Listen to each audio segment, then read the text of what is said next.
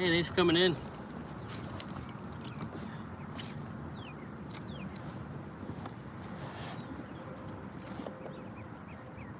Super duper solid right here.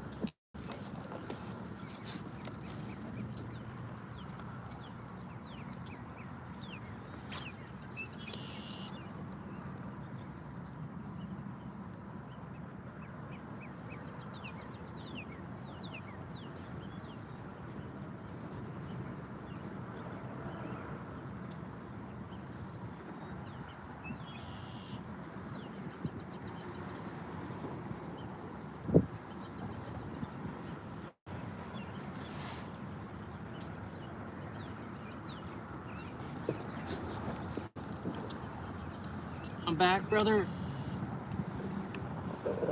It's Devo from San. Oh, I just started fishing 3 minutes ago, so I have no fish. No fish yet.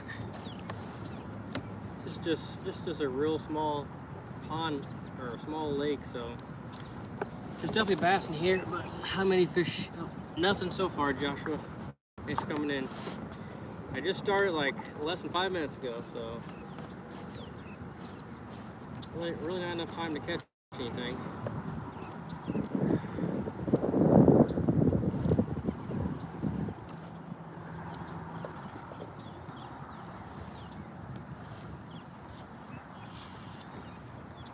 What's up, Ariel? Thanks for coming in. How's your day going?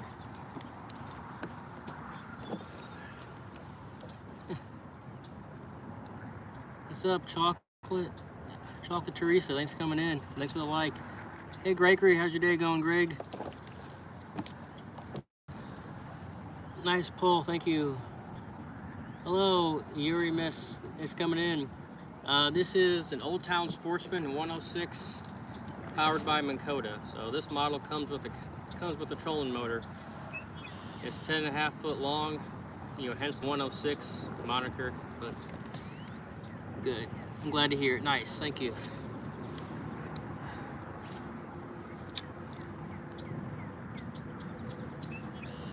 I am from the Midwest.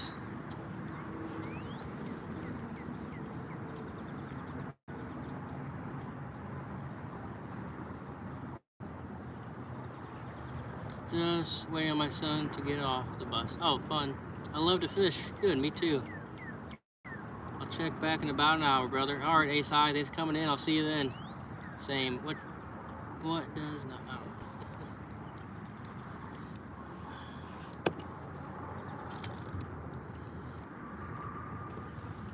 Figured I'd watch a while away for him. I appreciate that.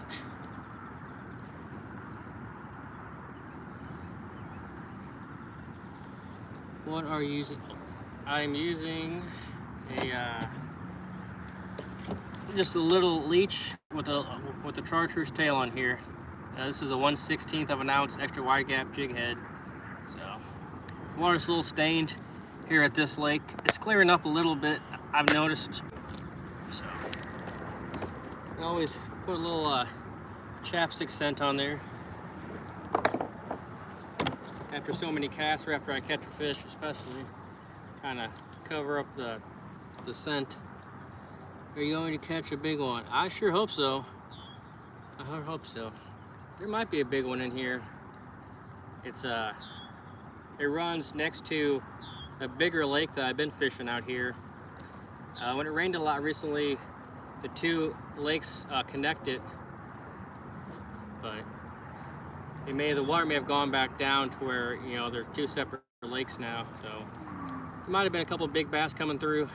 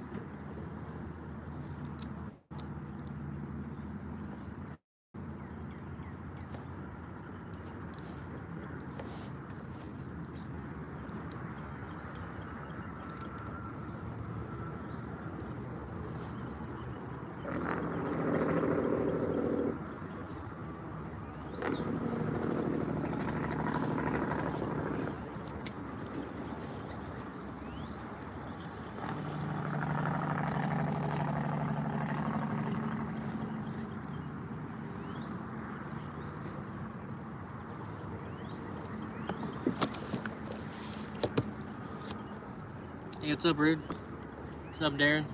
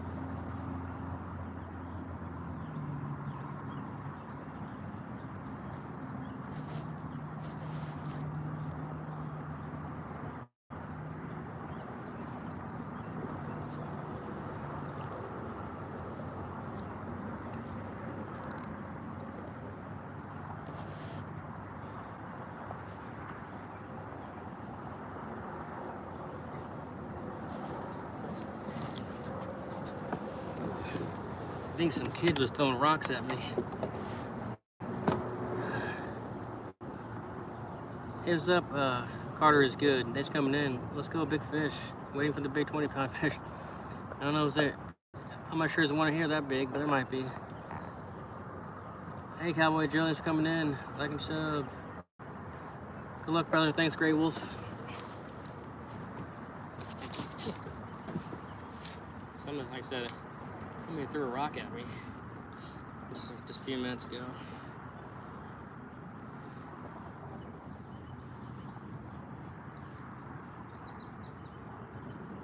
You guys heard or saw it hit the water, but hey.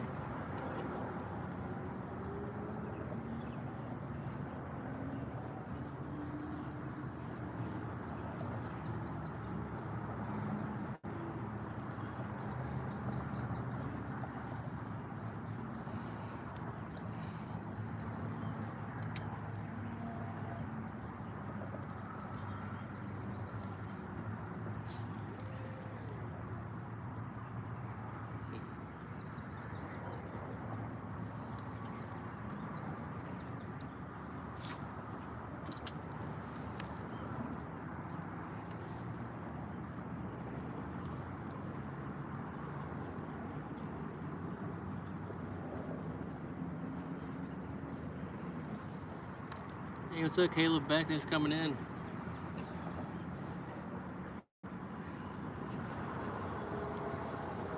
It's like muggy out here today. It rained earlier. I don't think it's supposed to rain anymore. I got my rain jacket just in case.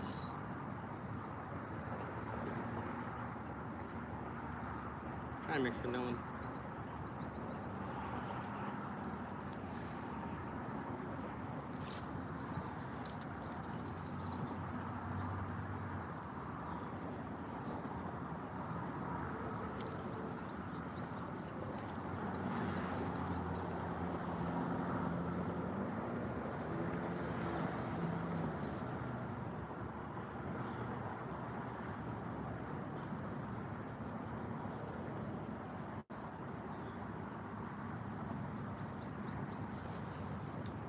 I'm in Illinois.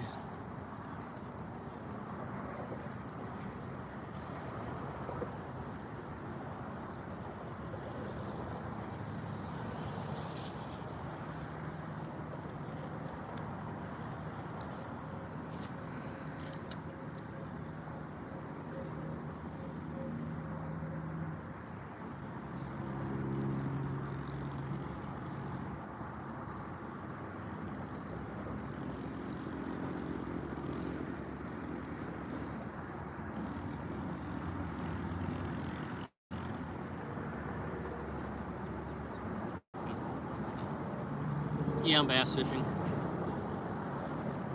Yeah. Trying anyway.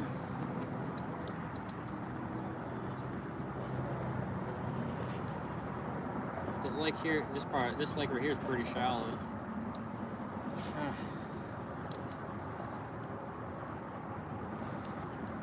Right. Yep.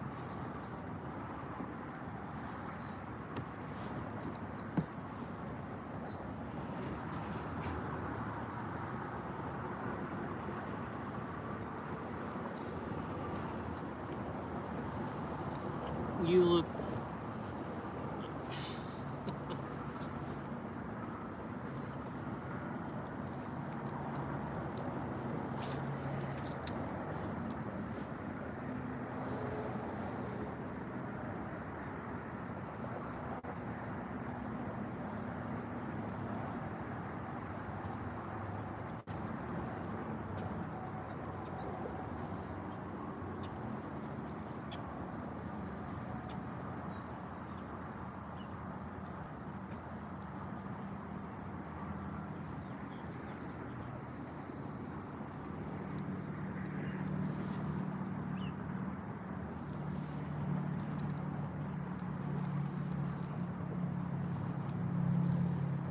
What's up? Thanks for coming in.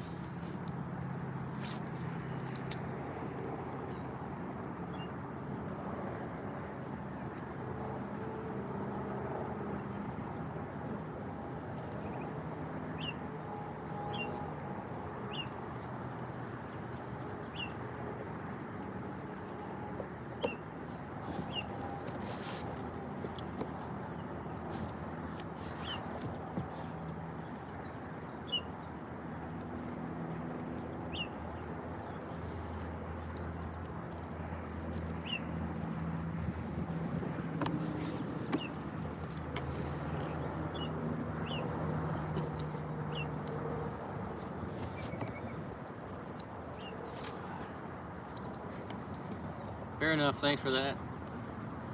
You never know. You never know if people are joking or being serious. Some people are just weird, creepy.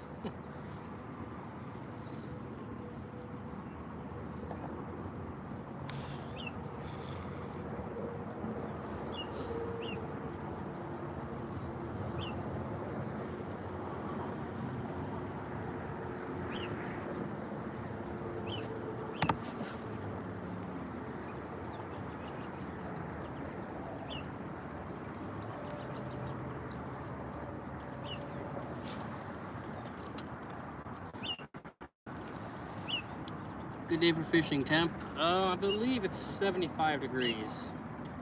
But it feels warmer than that though. It's probably feels closer to 80 out here. But yeah, I believe it's supposed to be a 75 today. So, somewhere around the mid 70s.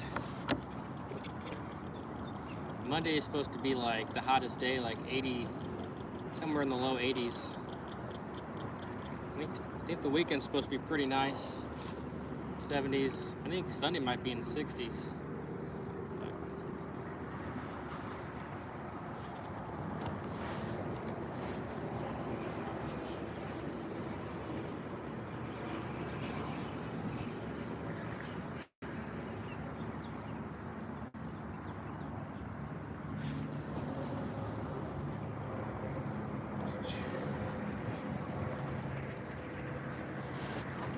Sun comes out, I can't see the screen.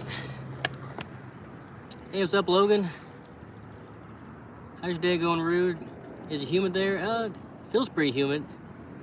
I guess the humidity is pretty high right now, but the breeze blows every once in a while. It feels pretty good. Like right now, the breeze is blowing. It feels real nice out here.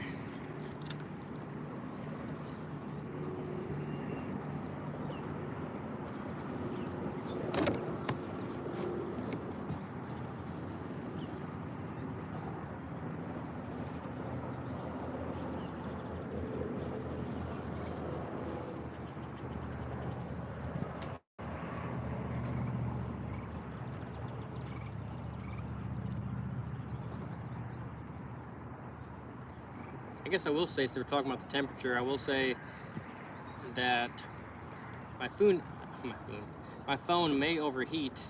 So if the live drops out, I'll get back on the live as soon as I can. Usually I take the case off my phone to keep it a little cooler, but I forgot to do that, so we'll see. Try to keep it fairly cool. I don't know how warm it is over here.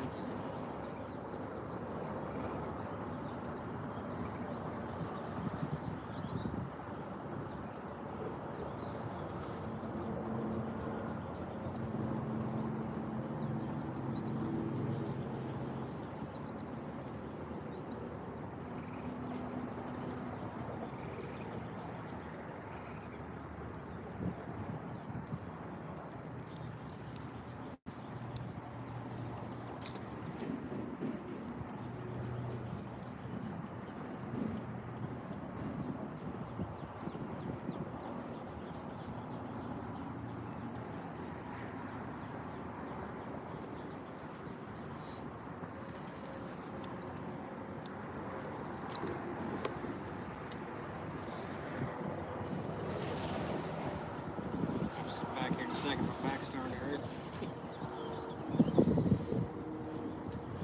It's a nice breeze.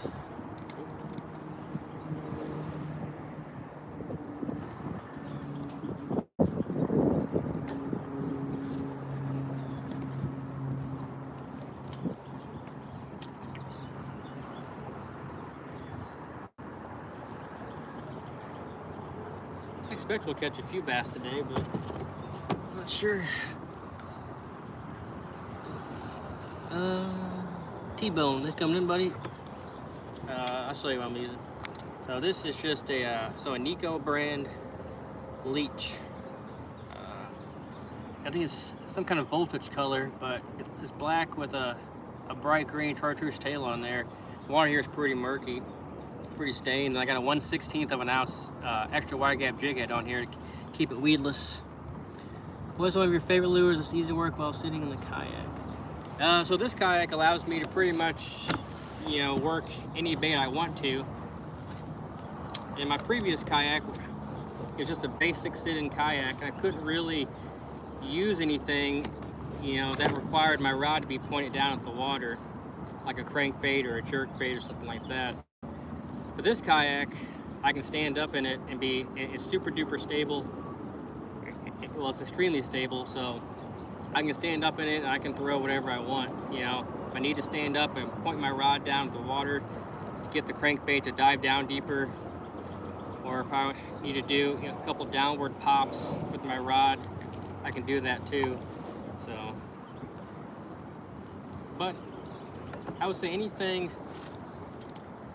that you just need to pick up, let it drop, pick up, let it drop, or something that you can keep your rod high and reel it back, is probably the best type of bait for kayak fishing. So that's really the only limitation I think for kayak fishing is if you gotta have your rod pointed down at the water.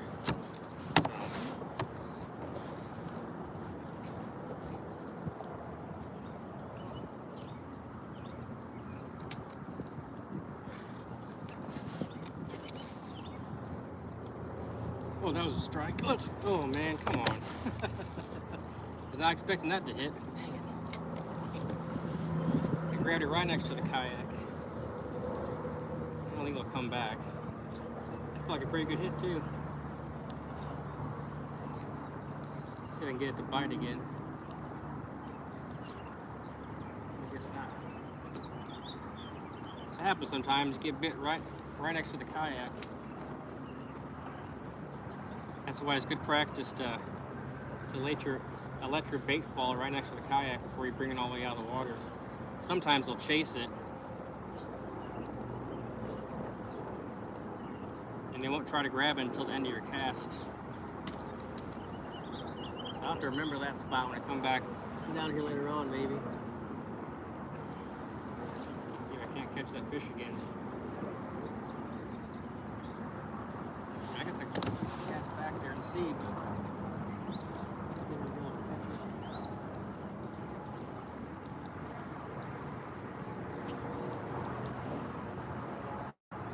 that was a surprise.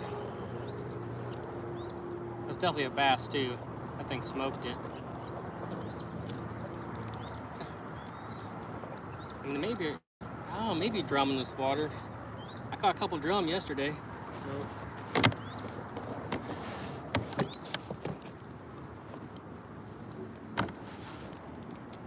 Get in here and get this off this darn stick. There it is. Almost. There it is.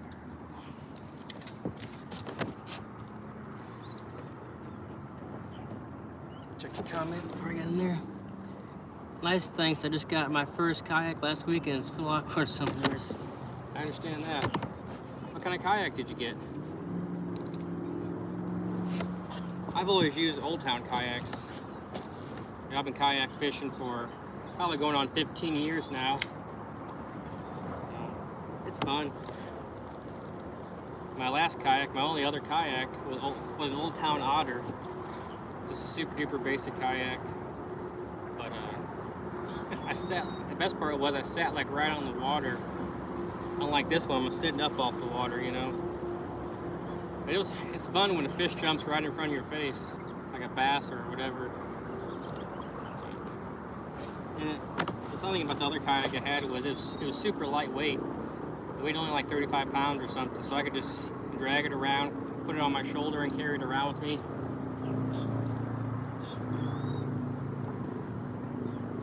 This one's pretty heavy.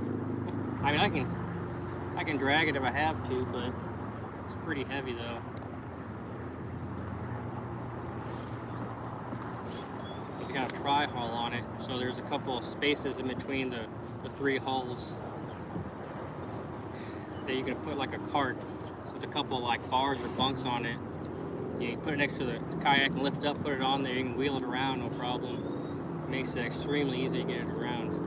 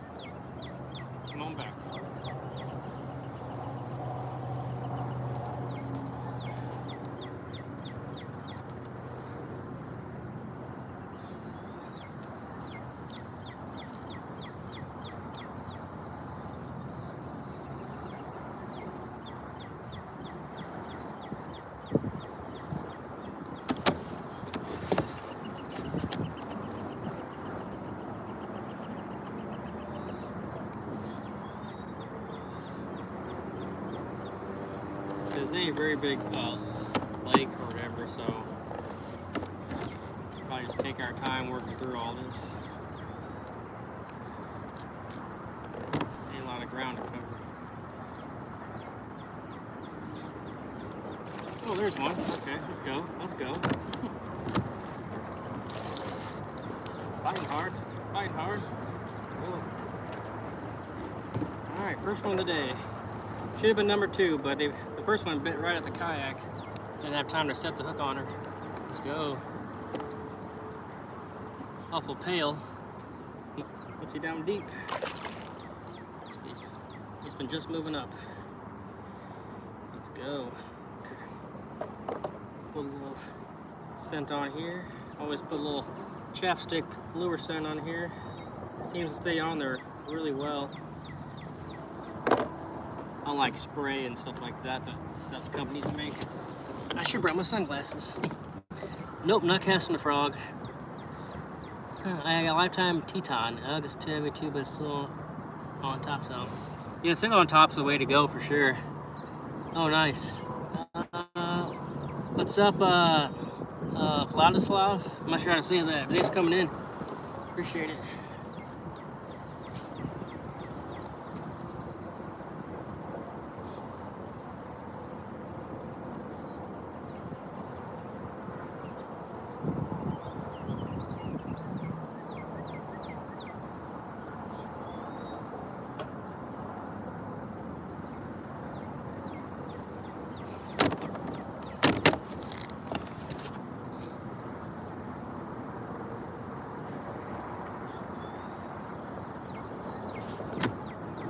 What's up, Chaos? Thanks for coming in, buddy. Thanks for coming in.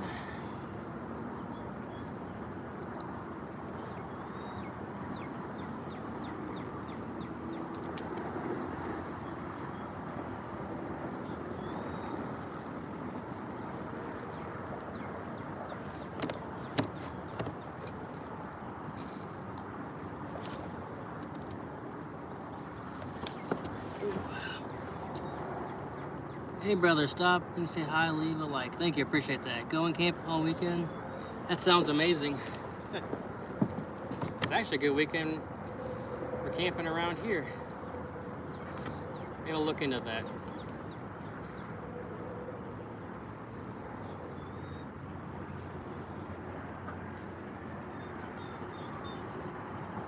Oh, cherries and berries. Get the sun to go away now.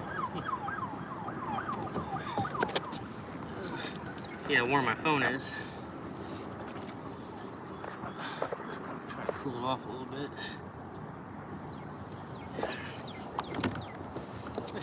That's the only downside to getting warm out is, well, there's a lot, I guess, maybe more downsides to that, but it's hard to live stream if it's hot outside because then your phone will overheat.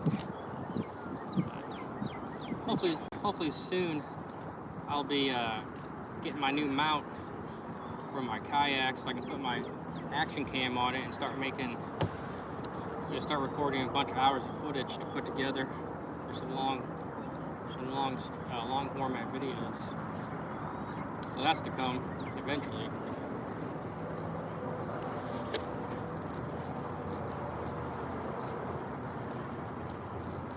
Probably next month or so.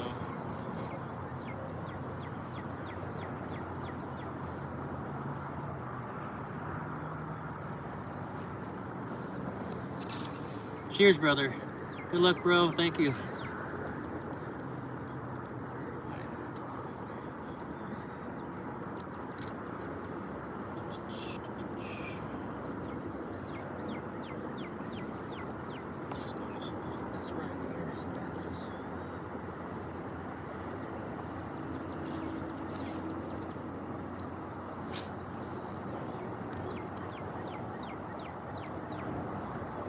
Wind keeps going, we'll have to float down, come back and float down the other side, I guess.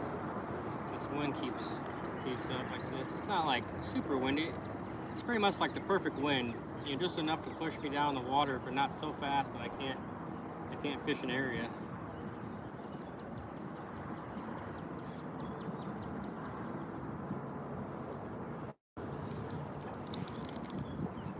seems like it's like a back current or something. It's pushing me backwards. It should be pushing me forward.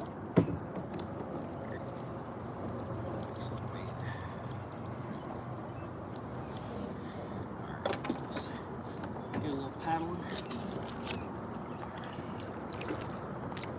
Really, I probably could have kept my motor and battery in my vehicle.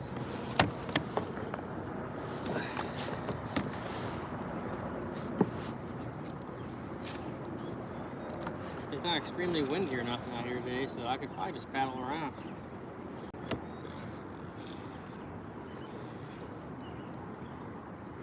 I'm not too good to paddle.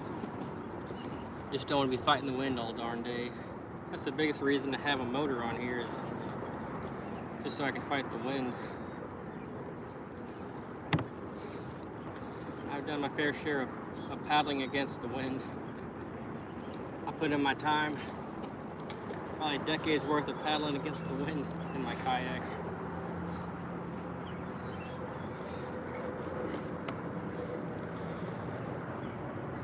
Anyway, that sun goes away. It feels great out here. As long as it doesn't rain. I feel like there's always that potential for a pop-up shower today. But I got my rain jacket just in case. Sit back a little bit in my yellow yak attack.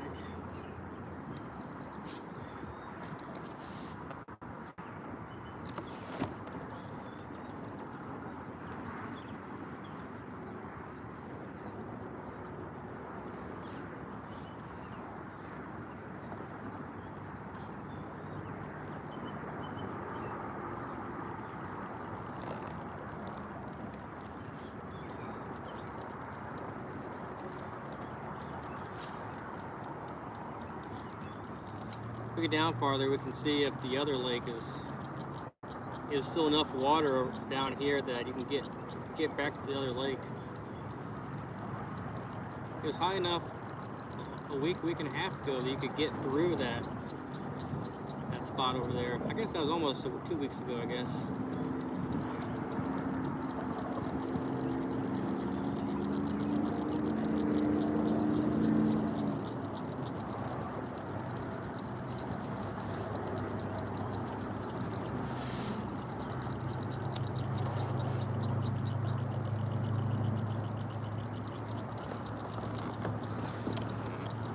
Any fish, just one bass. I had 2 bites, but the first bass, tried to grab it right out the kayak, so I didn't get a good hook set on it, but that happens.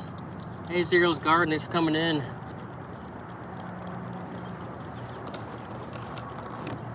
How's your day going?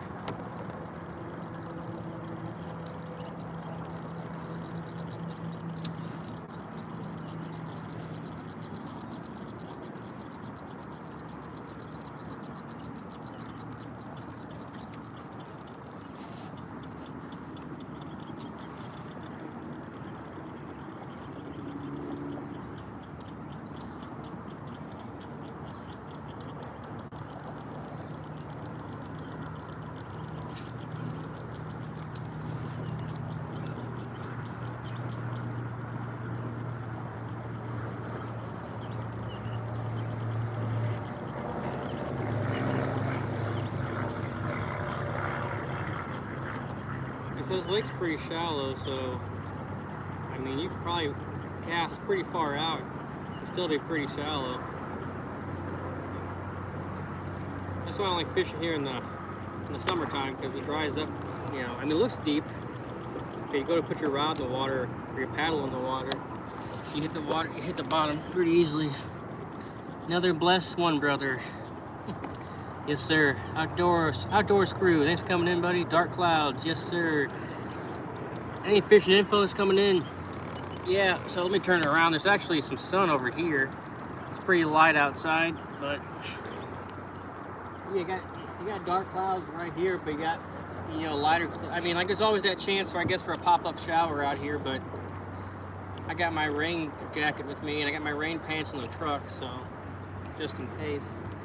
But Let's hope it doesn't come to that. I don't like getting wet. I like to stay dry.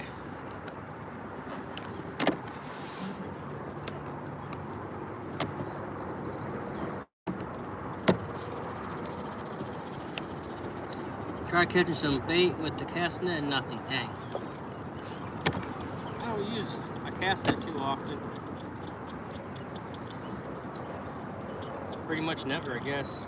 I do see people out at the parks tossing a cast net around, but I don't think they're catching bait. I think they're trying to catch fish, which I'm pretty sure is illegal.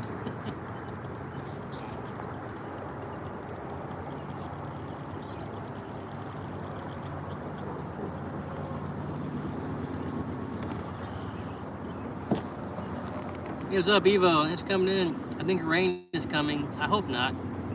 Won't stay dry up here, brother. Rain, cold, and windy. Dang. Those are my 3 least favorite things fishing.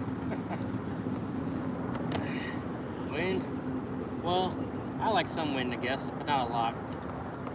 Wind mixed with cold and rain. That's the worst trifecta. Americano.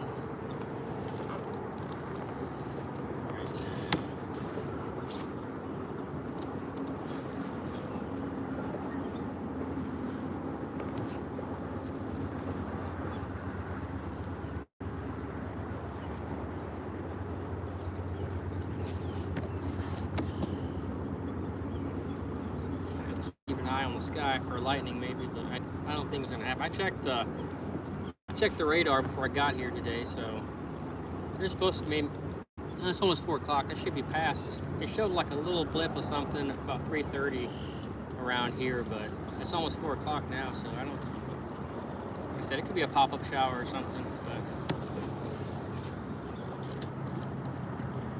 if it's too bad, I mean, it's not that far. This place ain't very big, so I can always get back to the truck if need be.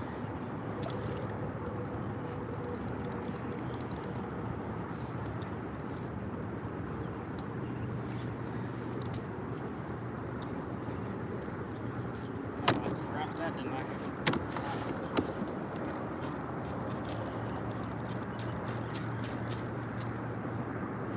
Alright, let's go over there.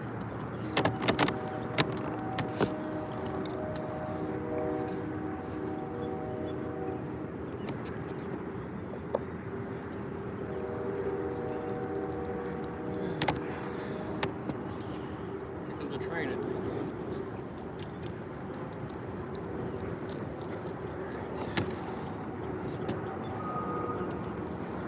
Try to get up in here, up in this tree.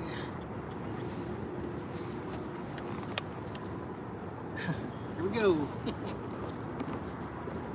Try to get my rod up in there either. I gotta stand up. I don't want you guys having to look at me while I'm standing up in my kayak. Nobody wants to see that.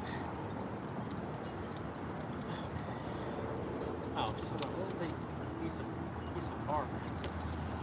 Ain't that something? There on that piece of bark. Oh, that came right through.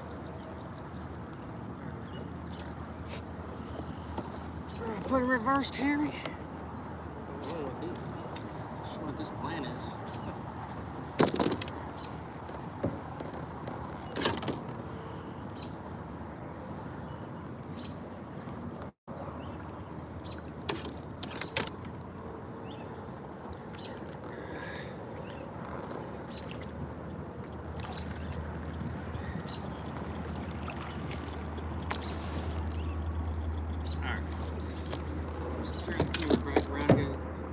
Take a look at my ugly mug. Unless you want to keep the camera like this.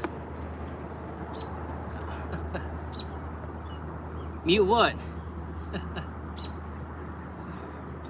Will you be opening tomorrow?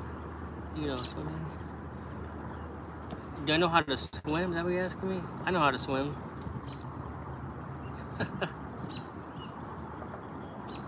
I'm not sure why you're saying mute it. Fishing always better after a light shower. I like it right before it rains.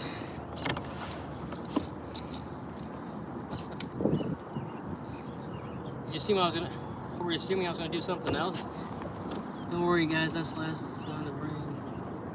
Oh, I'm not doing that. I know what you're saying. No, I made sure I did that before I came fishing today. I drink a lot of coffee, but I made sure I didn't have to do that.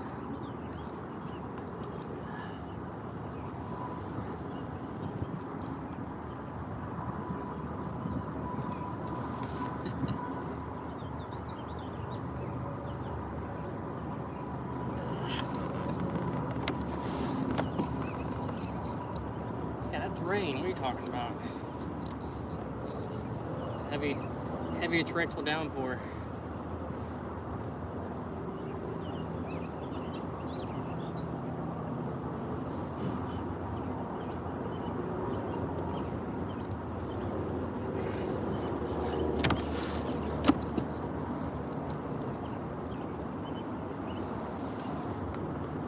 Russia. He's coming in.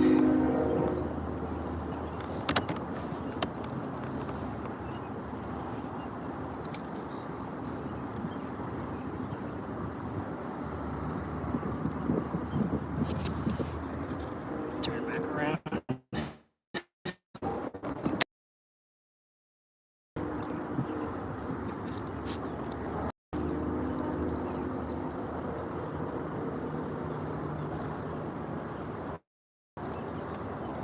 Fish on.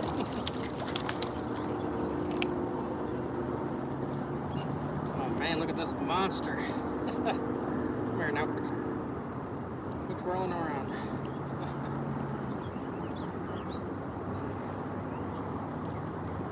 Look at that monster. Let's go. You can't even fit on the screen, he's so big. There, buddy. Gotta let the big ones go.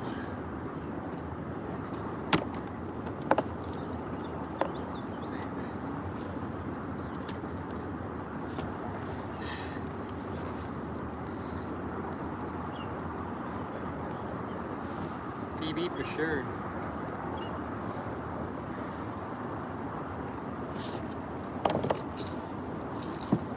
Hopefully I can catch a bigger one today. That one was big enough as it is. Doesn't work. Gotta watch my rod.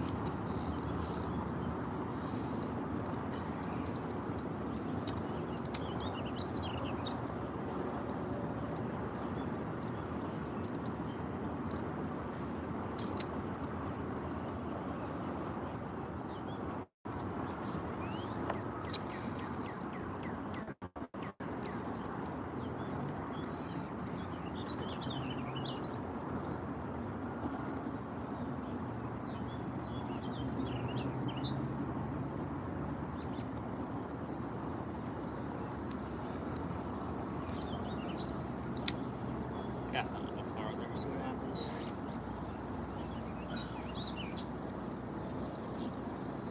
I always forget there's a rod back here behind me, and I end up running into some overhanging trees and get my rod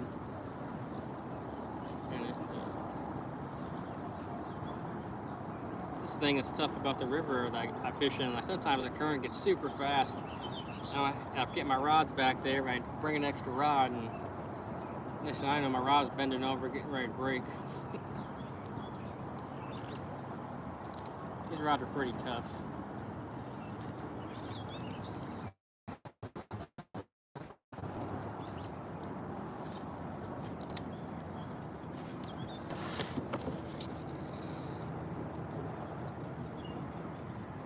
Now that I say that, one's gonna break, but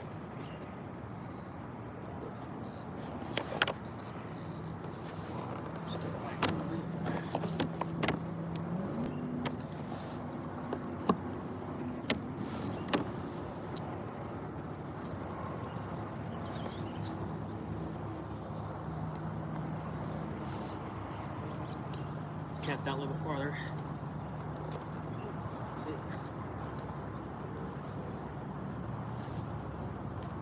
I thought it might be a bit more clear here because the other lake next here is clear. I guess not.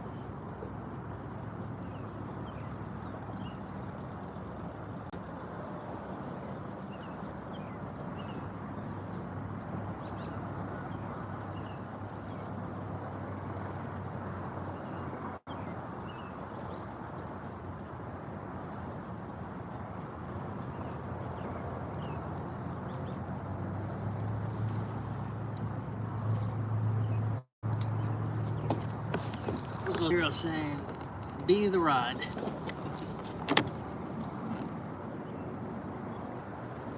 To feel the ride, you must become the ride.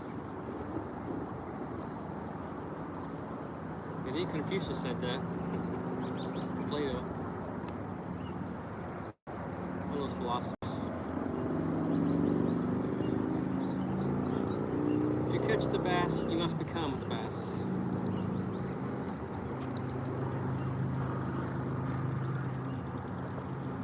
There's one dark cloud right there.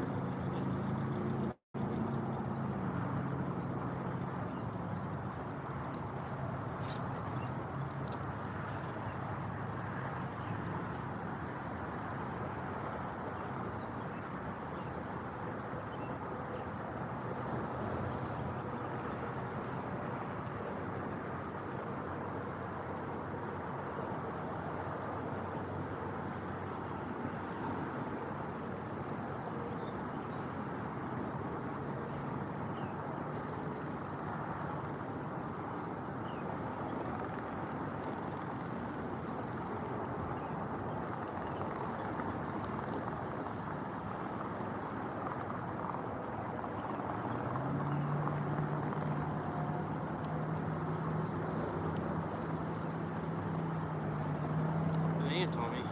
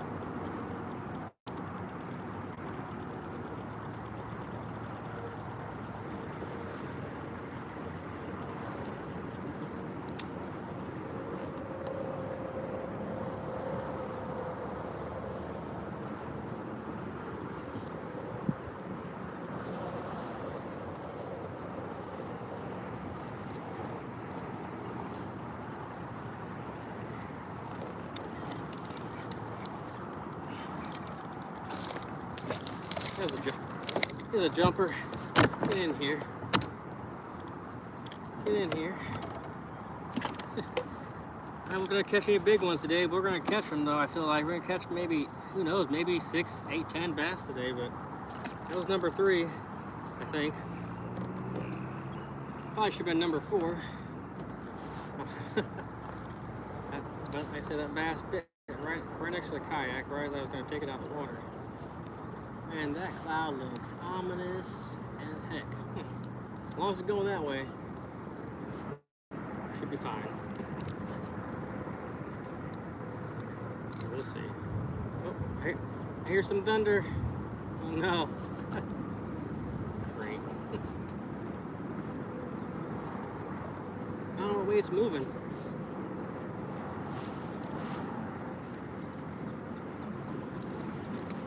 I mean, the sun came out, so I feel like it's moving away from me, like that way. I guess we'll find out here in a minute.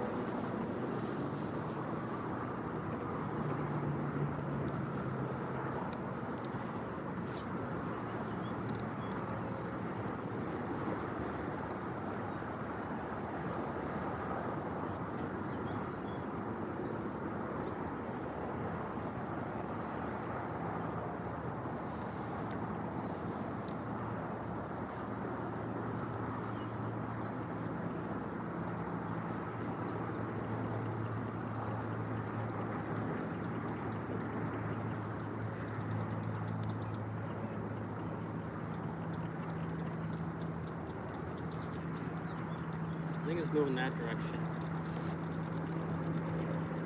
I think. So I should be alright. I think it's going off that direction, off to the west. I think it's west. What do I know? Fish on.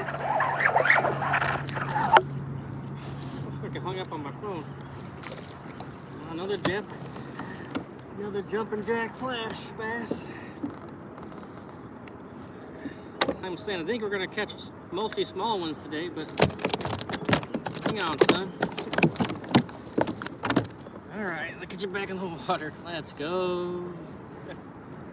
All right, nice release. Fix the leech. The leech is all crooked. How did that happen?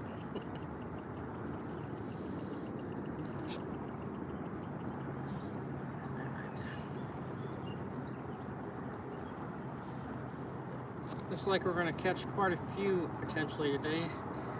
But as it goes for any big ones, I couldn't say. I would expect to catch nothing more than maybe 1.5 pounds or something in here. Unless some of those big ones crossed over from the other lake when it flooded out here, all that rain a couple weeks ago. Or there's small ones, there's a big one. It just depends on what you. I guess it's relative, I guess.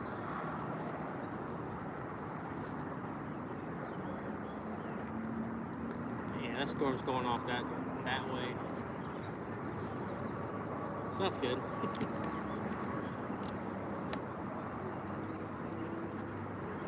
I mean, I love this bank right here. Like there's a crap ton of overhanging trees.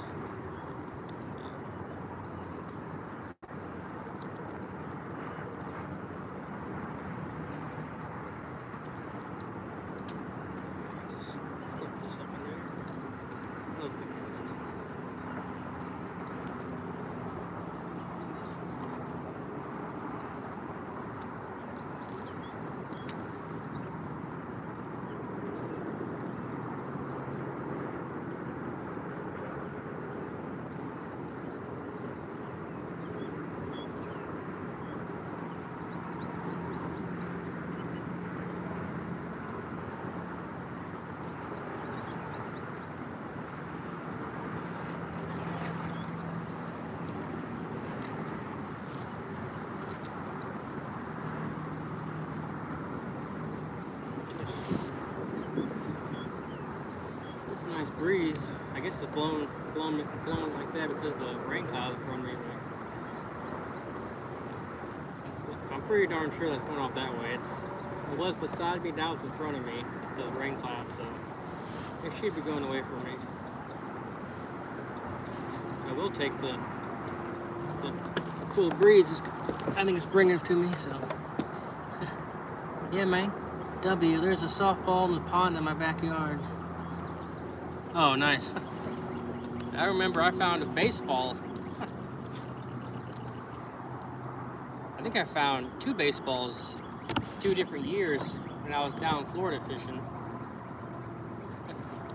I had to make sure there was any gator hanging around the water when I picked it up. I do remember that. I put it in my truck to bring home for my nephew, and I was at a rest stop, opened my door up, and the ball came out and rolled down the sewer. So that stunk, but yeah. Now that I think about it, I found a baseball in Florida back-to-back years, 2 different bodies of water. I think the first year I gave the ball to my sister's dog.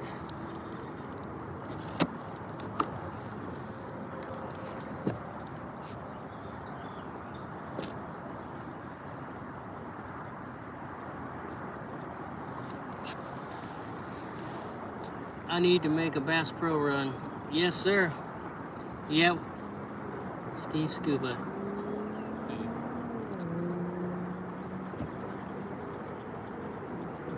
Hey, are you down the Keys right now?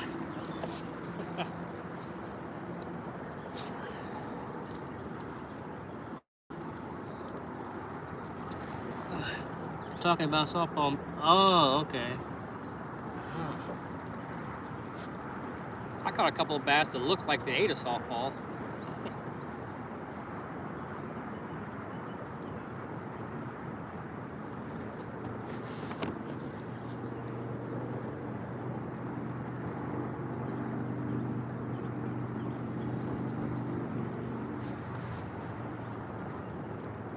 good uns. Yes.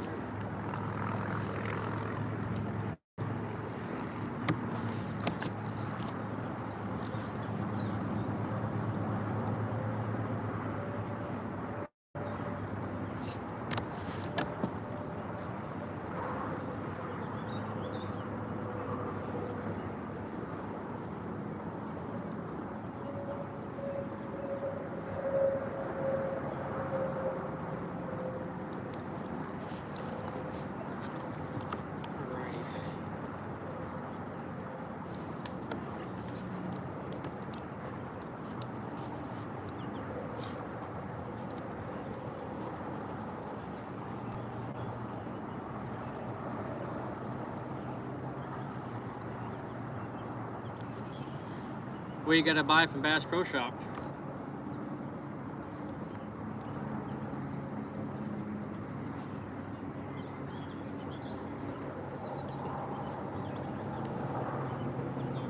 It's crazy. I got 2 Bass Pro Shops and a Cabela's not too far from me.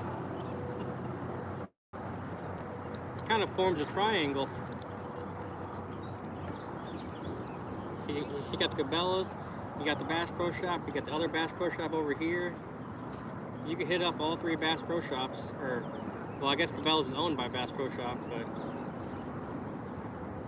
however long ago that happened, but that acquisition happened, but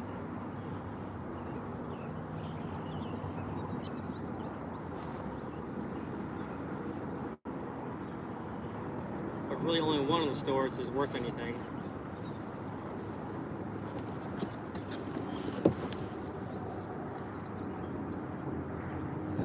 I'm not sure St. John is coming in. That was a good cast. If I do say so myself. I wouldn't expect to catch anything over 3 pounds out here, but you never know. That's what's fun about fishing. Next time you set the hook could be a 5-pounder. Or a tree squirrel. Or a tree rat. Could be a 3-pounder, could be a tree pounder. It could be a tree rat.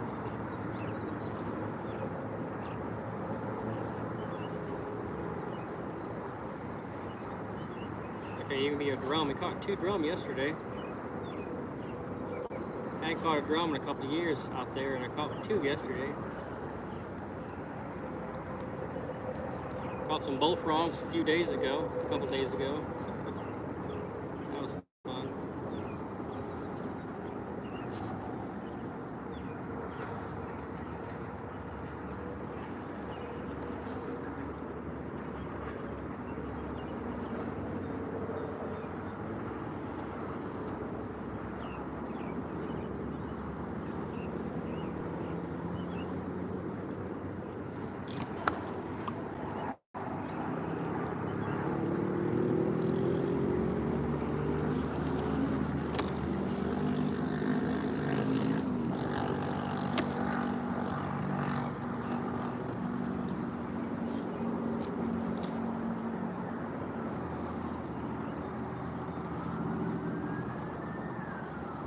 More shares and berries. Oh.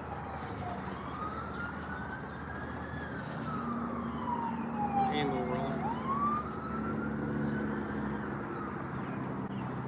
Like I said, you always, if you can remember, you're bringing your bait fairly quick. Just stop it for a split second right at the side of the water crap, because I don't know how many times I've had a bass come up and try to grab it right before I took it out of the water.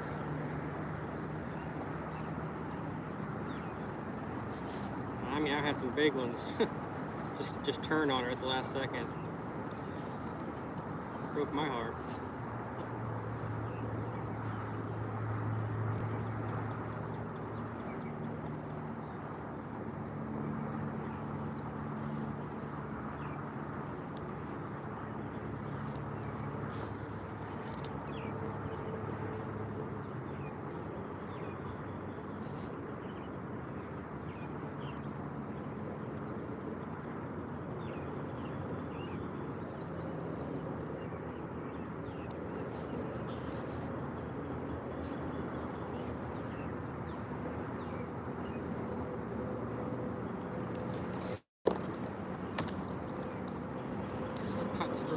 a little bit.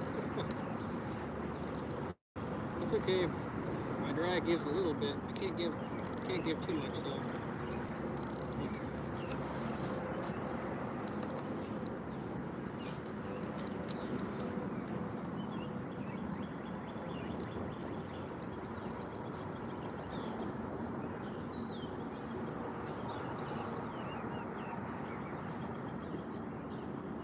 I have to keep my drag set a little loose, just because I'm hooking to a big fish and it wants to immediately take a hard surge.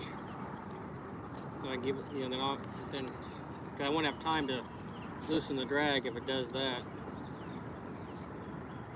Happened yesterday with those two drum. As soon as I set the hook on them, you know, they ran. Hold some drag. And you should always, you know, check your line, you know, every so often to retie if you feel like you need to. But if you forget, you know, setting that drag just right helps, you know, helps from your line breaking or you're not giving out.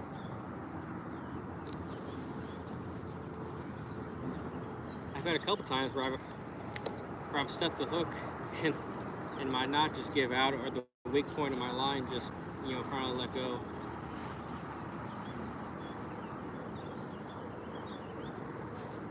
It helps too if you got treble hooks too, you know. That's also where your rod comes into play. Something has to give, you know, whether it be your rod or your drag, or something has to give on the hook set, you know, just so the hook don't pull out or your knot doesn't pull out if you forget to retie or something.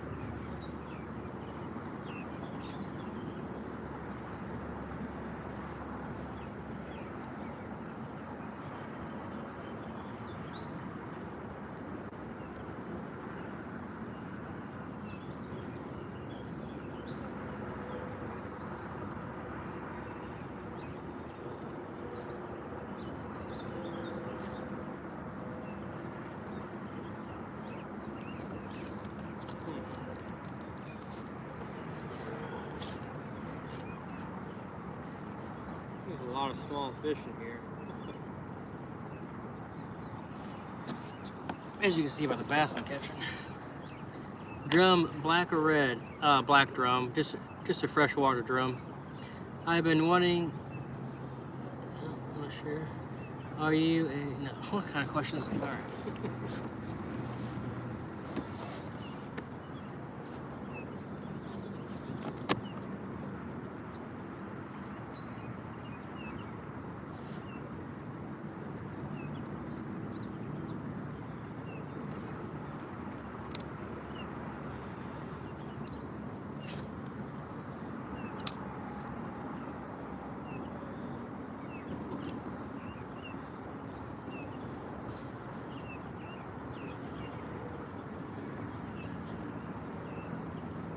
The fish might think so, but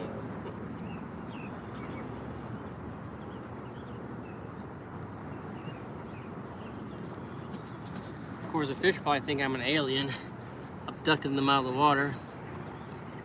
What's up, Steve? How you doing? What up, Gateway fam? Let's go.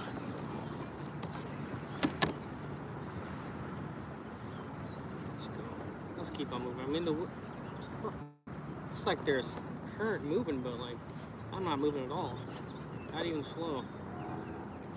Get a little momentum going.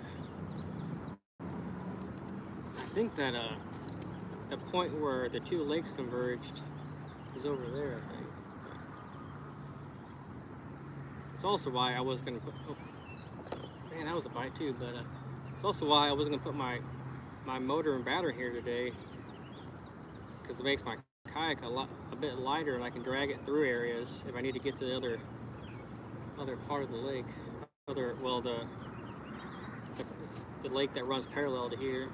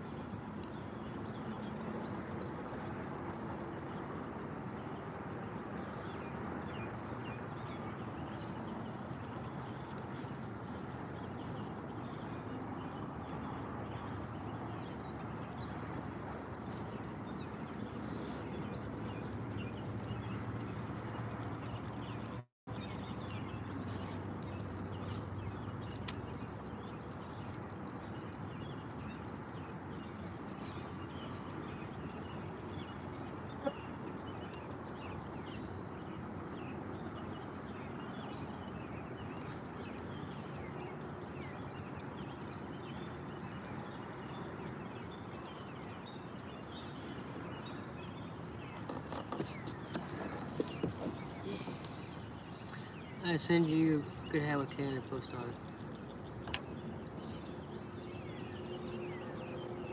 Going to Green Tree after class tomorrow. What's Green Tree? Is that a lake? Yeah, it's night there. Okay. Are you having a good night?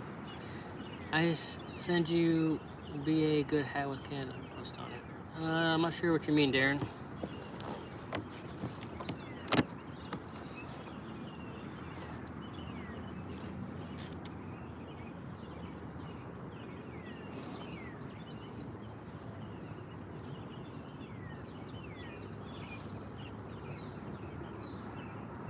It was a little muggy now. Need the wind to pick up a little bit, get a little breeze blowing through here.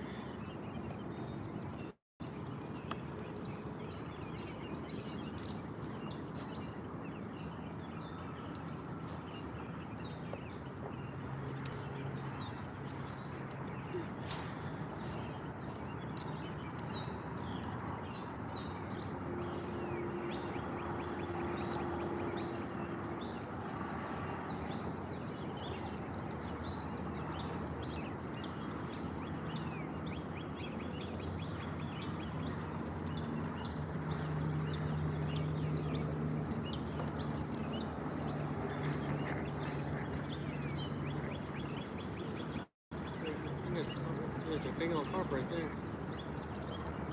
I'm surprised.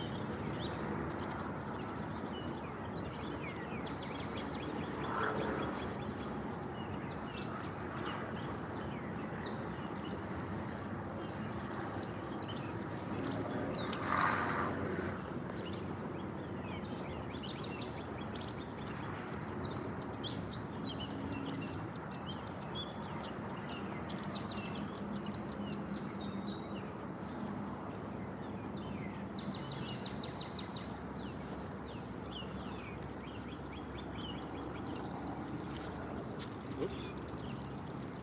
Just over a long little branch.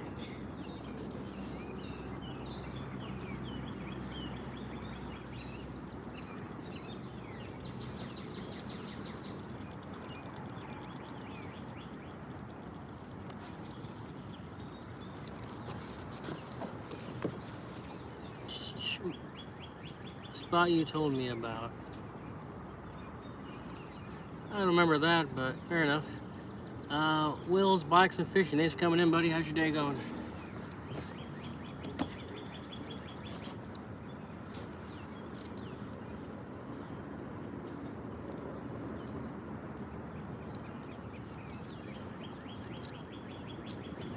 Huh.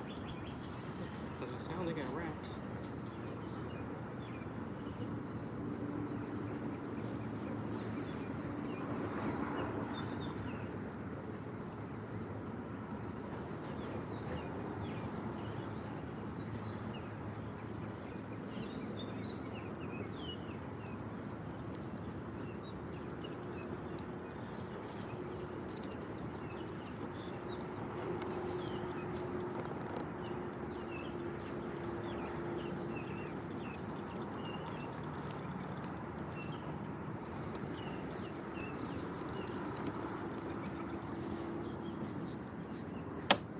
Smells like a dead fish around here.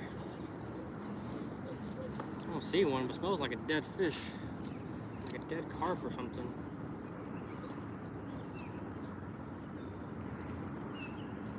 That stinks.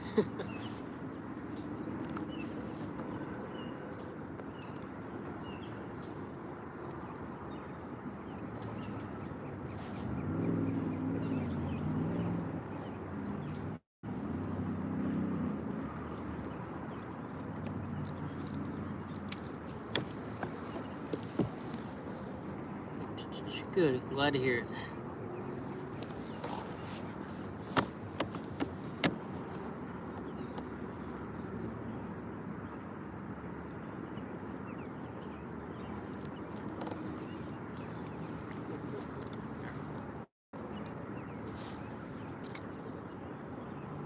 Leave it to me to throw over the tiniest of branches in the water. So small I can't even see them.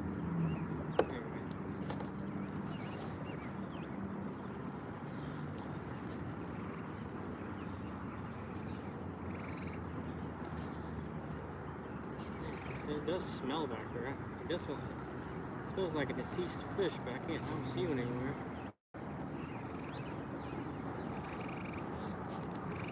Yeah, there's just a bunch of carp hanging out back here, and together they're generating the smell.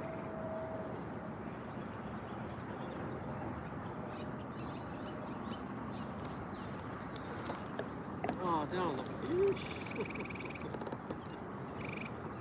Who knows how many tiny bass are in here. All the bass I caught today so far have been probably at or under a pound. Oh, there goes the carp. That's probably what I was smelling. A big old carp. A big old wake.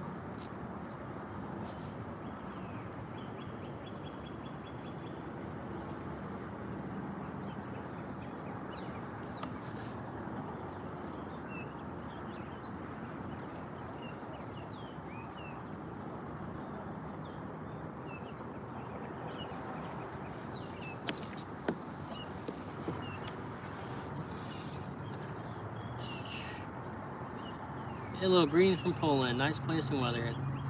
He's coming in from Poland. I'll tell you what I'm using. I hear a Peter. Yep, over there on the highway. Sorry, I didn't see you say that before. Let me show you. It's just a Nico brand leech with a chartreuse tail on there. The water here is pretty stained, and I got a 1/16 of an ounce extra wide gap jig head on there. Make it weedless. 10-pound Daiwa X4 braid. And I got a liter of 12-pound fluorocarbon tied onto it. This is a Daiwa Exceller 1000 size reel, and this is just a cheap rod.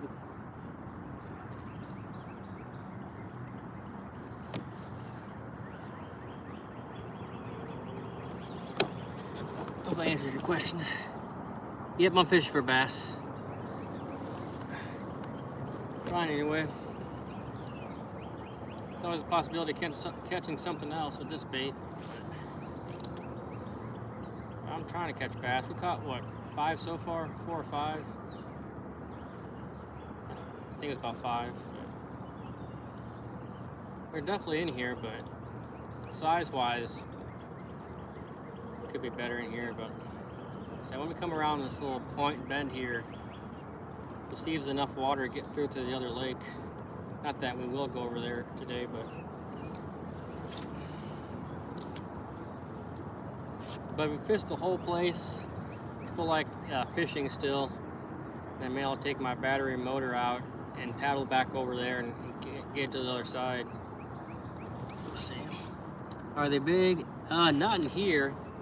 Well, there might be a big one in here, but for the most part, they're small in this water. The lake next door is got, I mean, there's some nice bass over there, 4, 5, 6 pounders over there.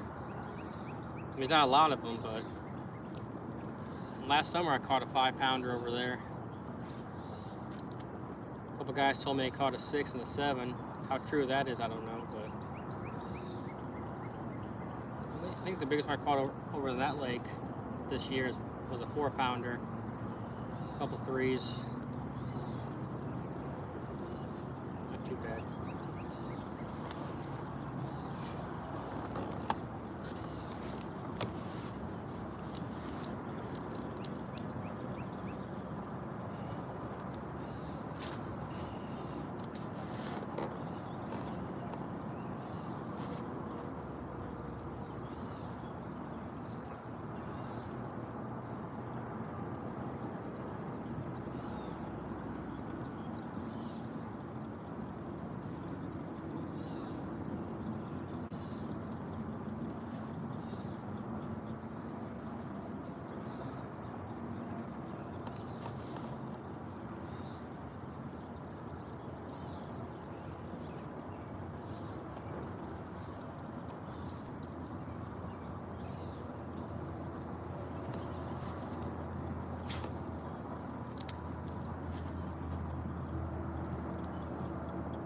Oh, there's one.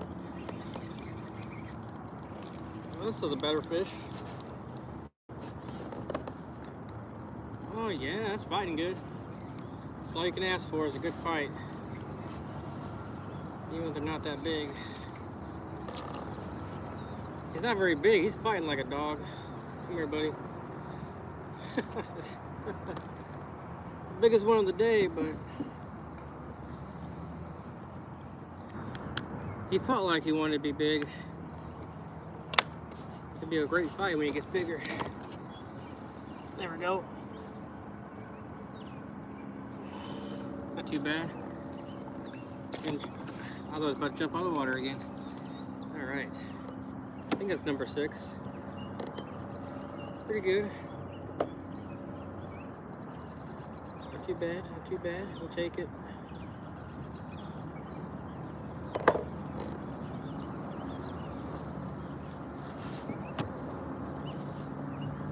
You're getting bigger. Yeah, I would expect to maybe catch like at 1.5 pounds or something, but I can hope for more than that.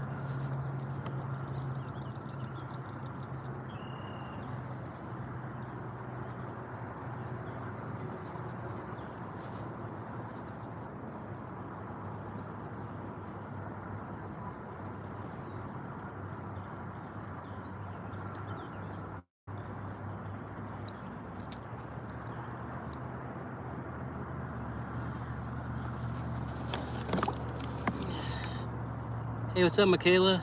Thanks for coming in. Good job, thank you. I think you're saying good job. What scent are you using? Just a shad scent. Just a basic little shad minnow scent, whatever it may be. So I can't remember what the brand is on it, but there's a few brands out there that make a chapstick-like scent.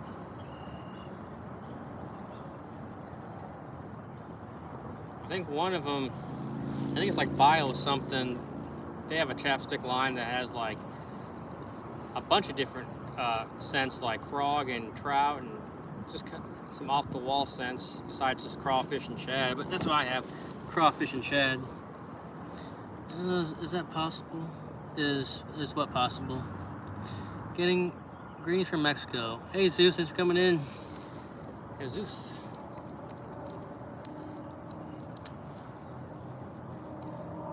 Alright.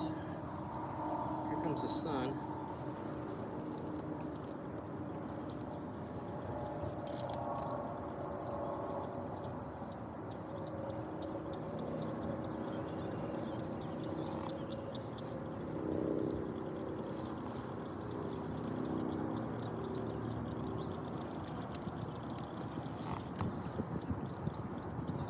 Australia. That's awesome. Man, the sun's, I'm gonna put my sunglasses on, the sun stays out.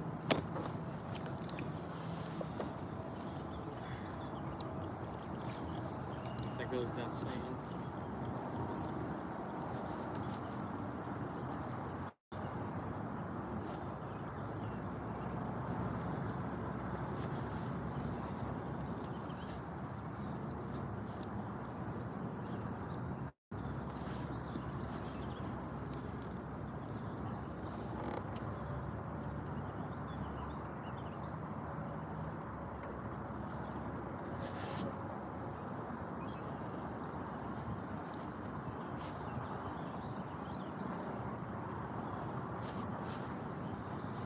Excuse me. Pardon me.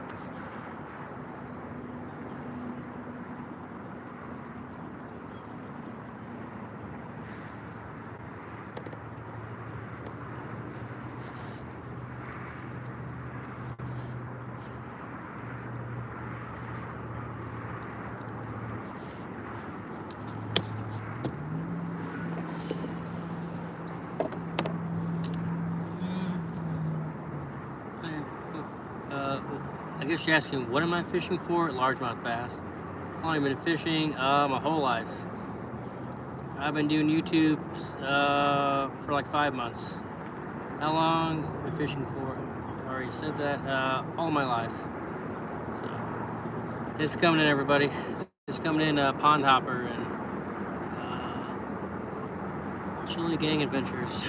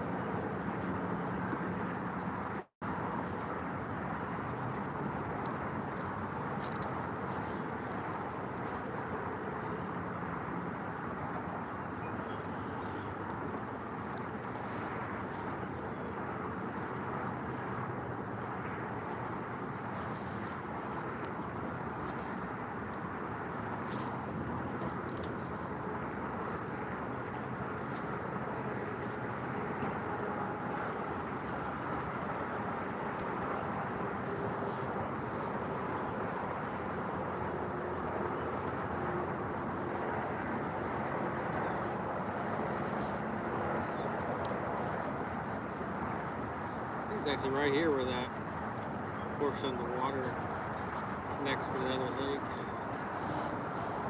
Land here down there. Oh, actually maybe up there. I think it's supposed to be right here. That's not enough space.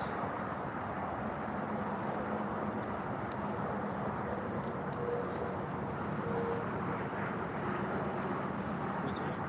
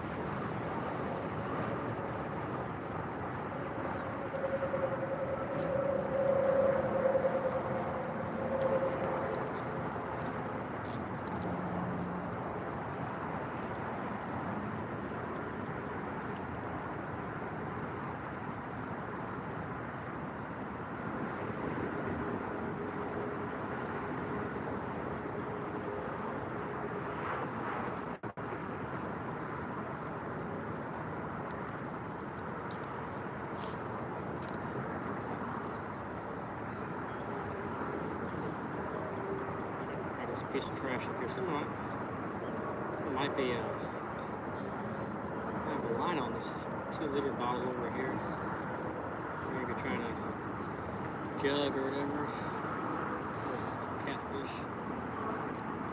Pick it up. Throw it away. So I can't see you guys' comments. Captain Full Po, Fishing Adventures. Any luck so far? I caught 5 or 6 small bass.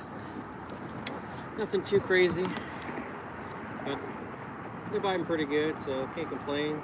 Out on the water, nice day.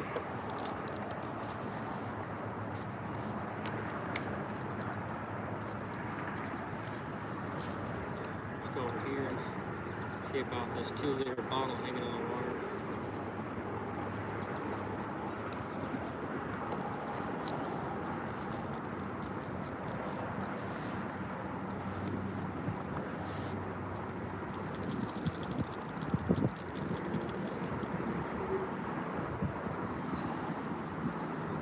Stuck on this tree branch.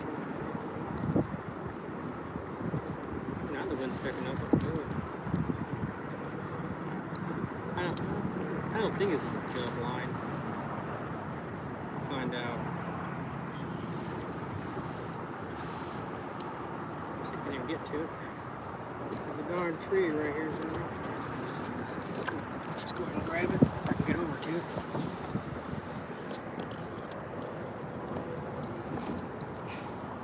That's weird.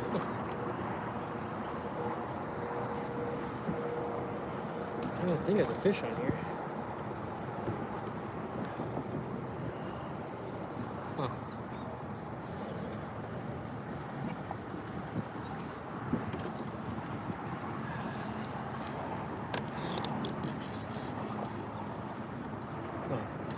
Almost wrapped around this tree branch here.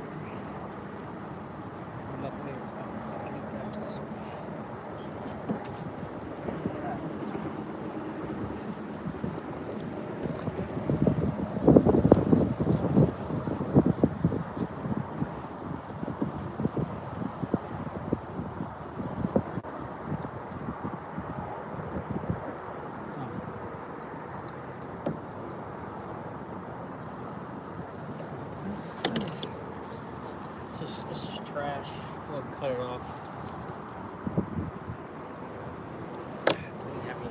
People trash this place enough.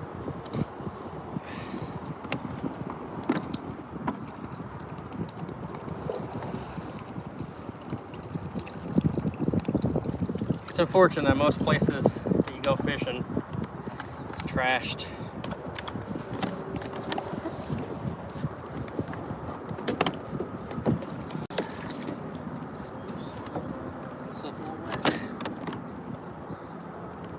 Sit on this tree for right now.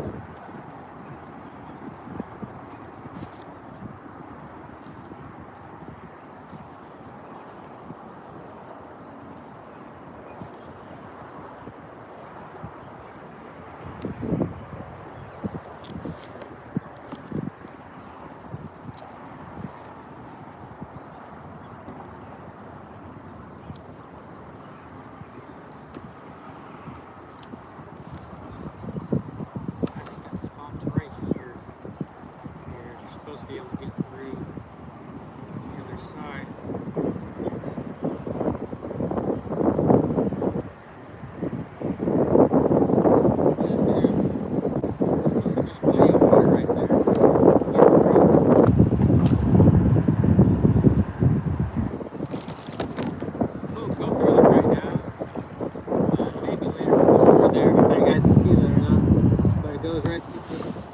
Right through the other lake. We may go through there later on, we'll see. For right now, we'll just fish right here. We'll fish around the whole lake. And then maybe we'll come back over here and go through there and fish back there. I don't know how many fish go in and out of there. I guess a good thing or a bad thing, I guess. Allow big bass to come in and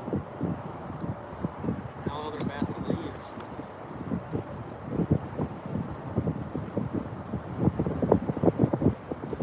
Maybe we'll go back through. Maybe we'll go through there. We'll see.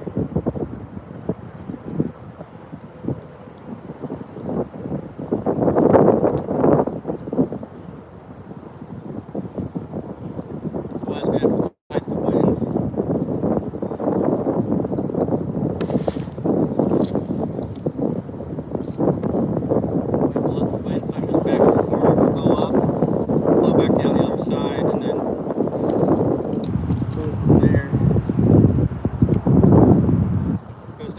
Until we got back here before the wind picked up.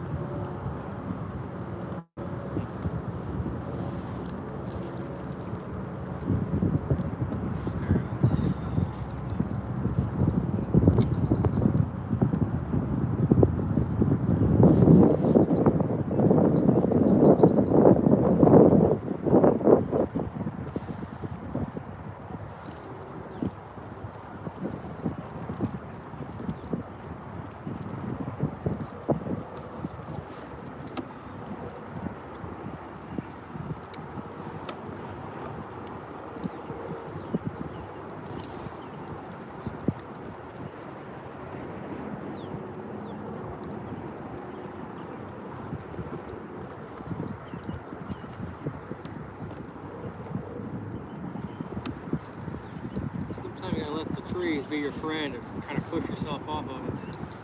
Turn your kayak around.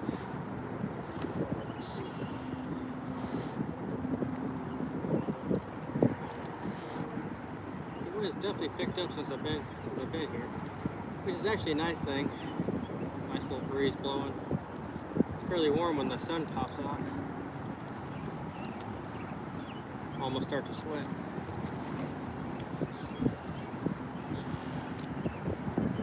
I think we'll probably run through that little spot right there. Looks like it's deep enough to get through.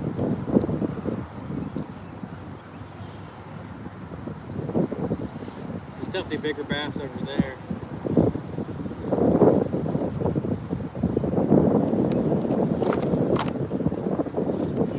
Push off so my phone don't hit that branch.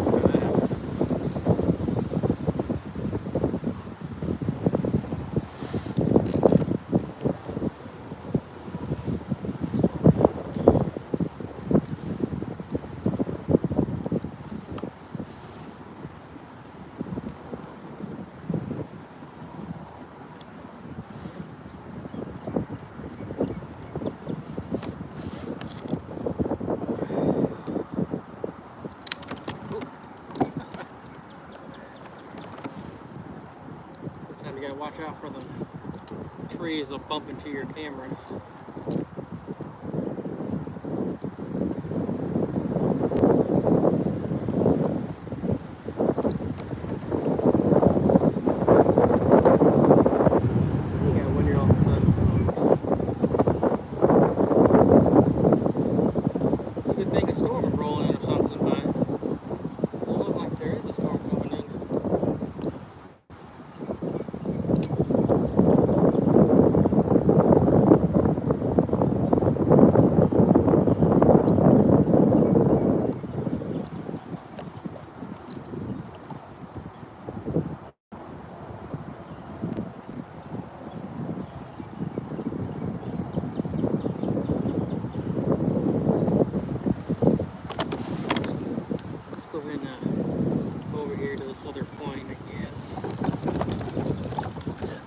Hey, what's up, Justin? Thanks for coming in, buddy.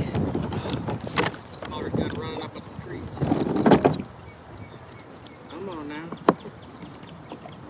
Here we go.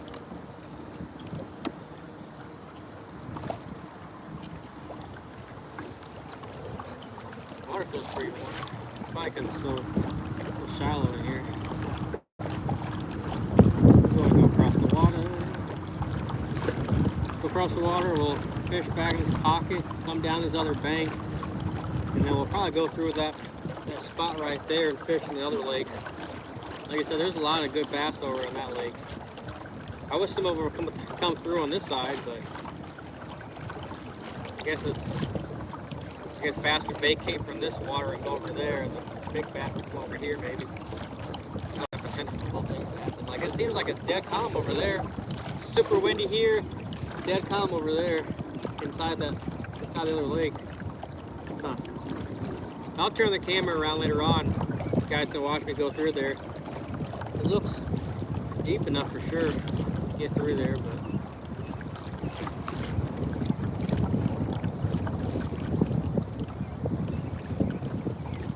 I'm blowing my hat off. I'm not careful.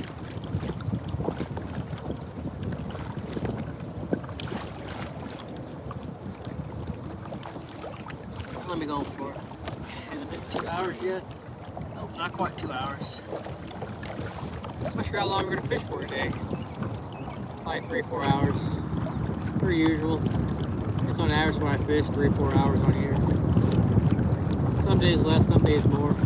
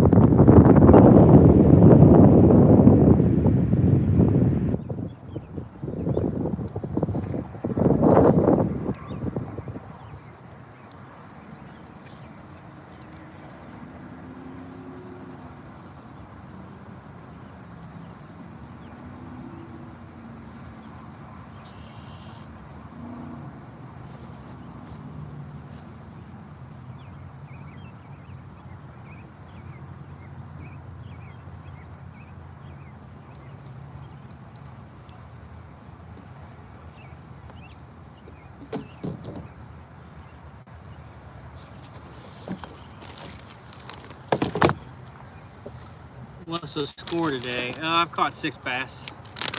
6 bass. All of them pretty small. Plug in my battery pack so I can keep going trucking.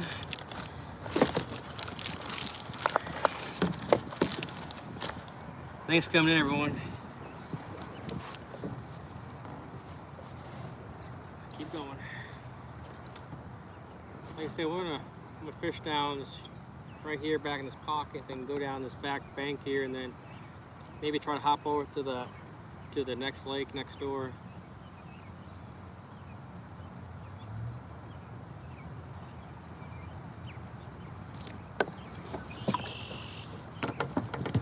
I'm not sure what you're saying, buddy.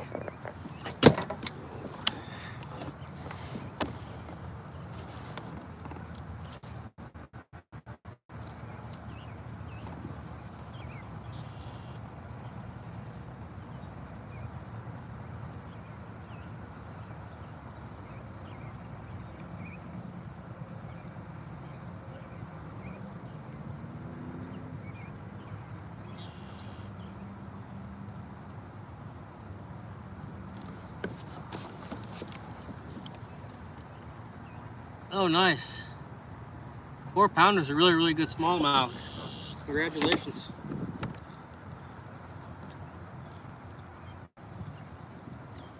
I think my biggest smallmouth was in the 3-pound range. Hoping to beat that this summer.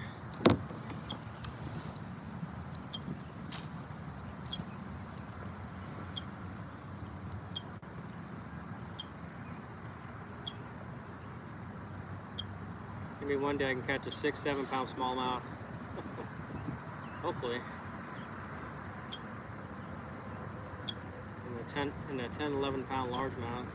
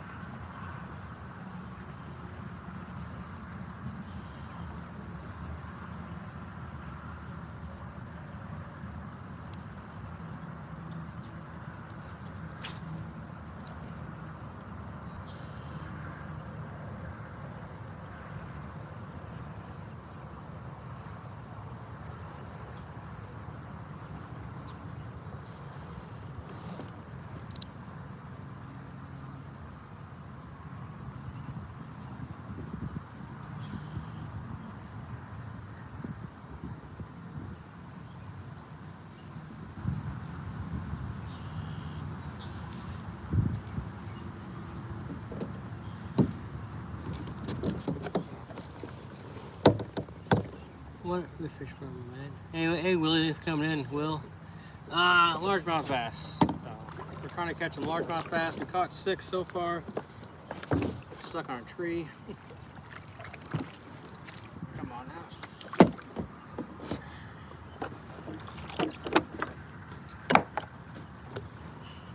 Get over the top of this tree.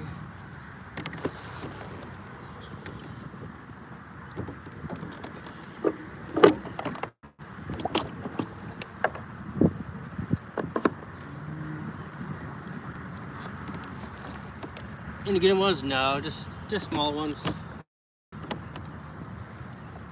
There's always that potential to catch a nice one. Small one so far.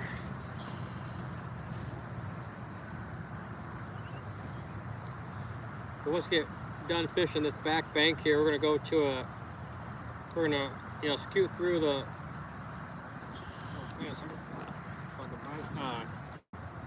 to the other lake next door. There's a way we can get through it right now. There's some nice bass over there. Will I catch one? Maybe.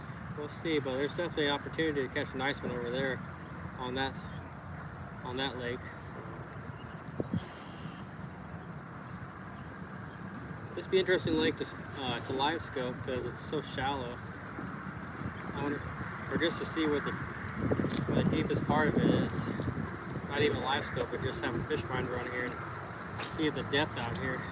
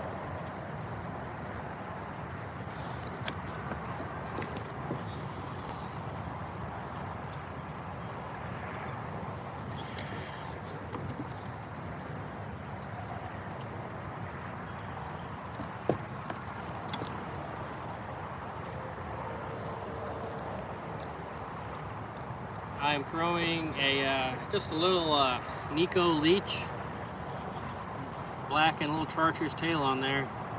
This is a 1/16 of an ounce extra wide gap jig head, so it helps to keep my bait weedless. I got 10 pound X4 Daiwa braid and a 12 pound fluorocarbon leader on here.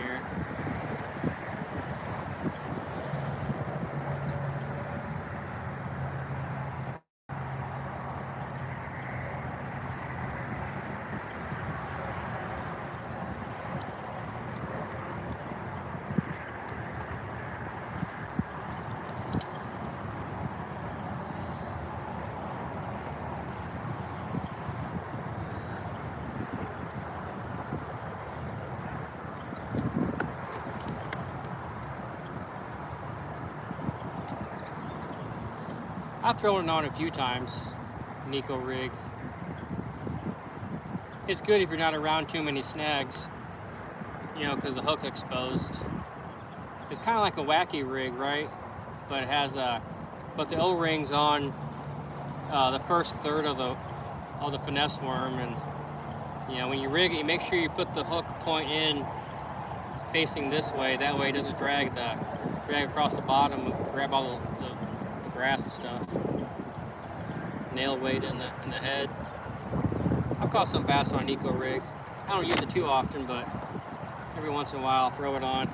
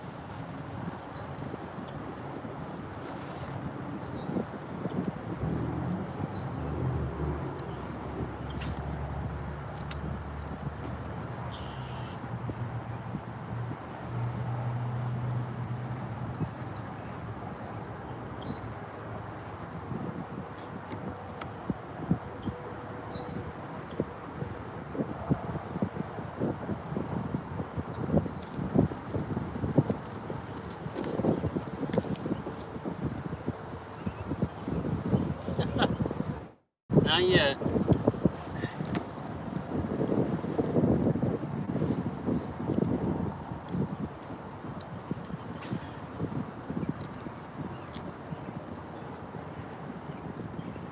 I'll take Grandpappy, but I'd rather have a great grandma.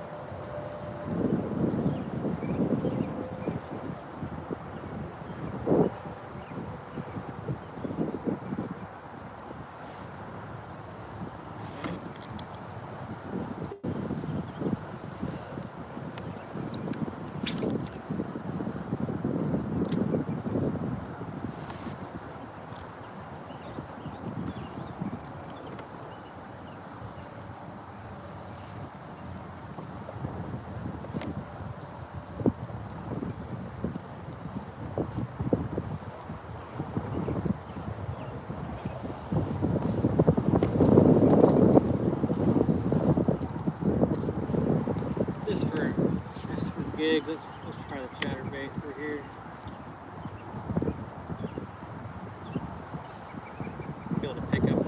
chatter. What's a chatter? Chatter, chatter. Alright, let's pick up grass. That's what it did. Pick up some grass. I don't know how shallow it is right here. Probably a little deeper. The old rod tip up.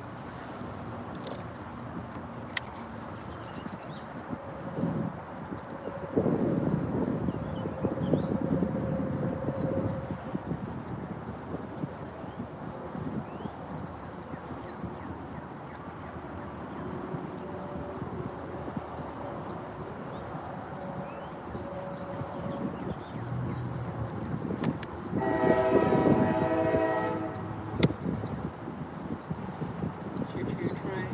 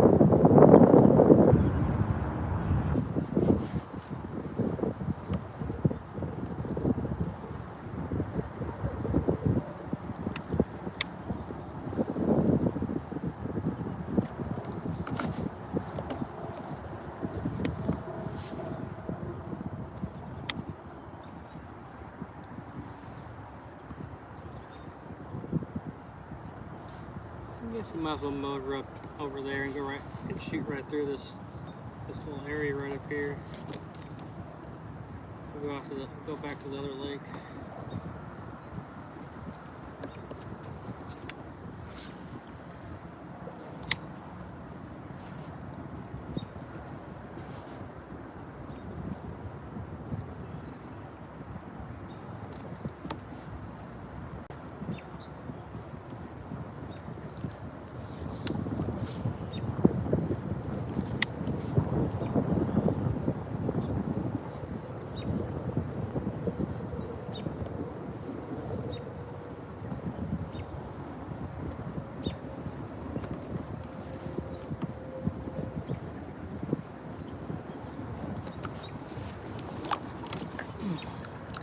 Weapons of mass destruction. Nice. Thanks for coming in.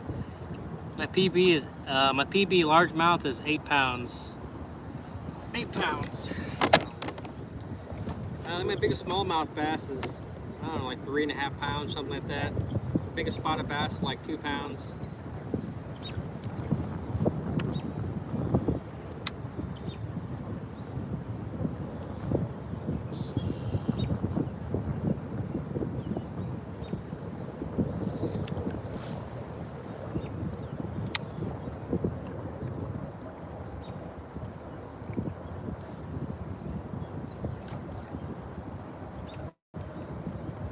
Took about 2 hours to fish this whole side. I think it's been 2 hours. Oh, a little more than 2 hours. 8 pounds is massive.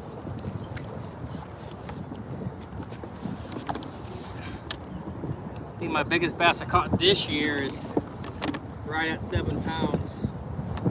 That was a pretty good one. Let's see if you can't make it through here. If not, you might have to paddle. This won't be a problem. We'll shoot through here, I guess, and do some fishing. Fishing should be a lot better back here. A lot more calm anyway, for sure.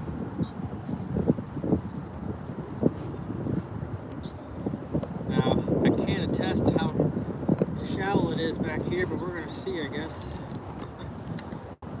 Or how shallow it is right here. I might hit my prop, we'll see. Might have to just shut. And there goes the motor. Hang on a second. It must be just shallow right here that I can't get. We'll just push through. Here we go. Push back. Alright. Now we're through. Let's go. Break on through to the other side. Break on through to the other side.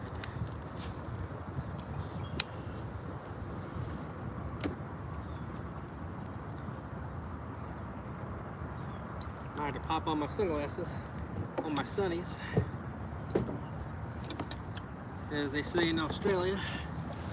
Australia.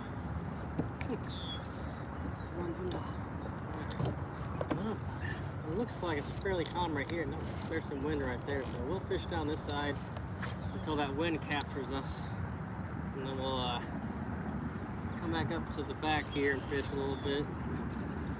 Like I said, I'm not sure how long I'm going to fish today. I guess it just depends on how I feel, how the fish are feeling.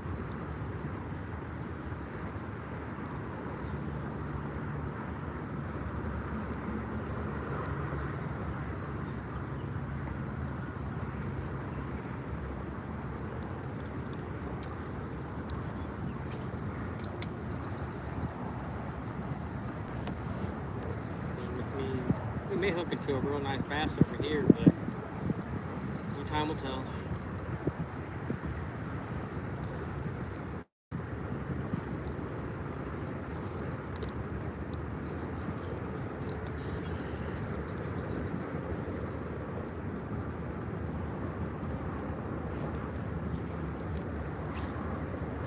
There's some dandies in here.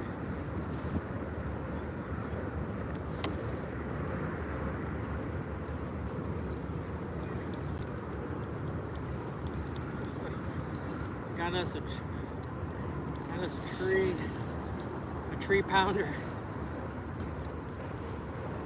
I guess I should turn the camera back around, huh? Almost was like a snake, so long. There it goes. All right. Check the comments. Turn the camera around. Taking my 5-year-old out tomorrow. I'm stoked. That's awesome. Good luck, Bryce. Hope your kid catches a lot of fish. Always got a knife on you in case something gets on the propeller. I don't usually have an issue. I mean, only 2 or 3 times I've gotten stuff in the propeller, but that would help. I read a story one time. The guy fell out of his kayak and he got entangled with his fishing line, or there was some fishing line in the water he got entangled with, or something happened, and he couldn't get back up to the surface of the water, so he would have drowned otherwise. So he had this knife on him. He was able to pull it out and and cut himself free. So it's more just in case it's ever like a freak accident or something, and I gotta cut myself free.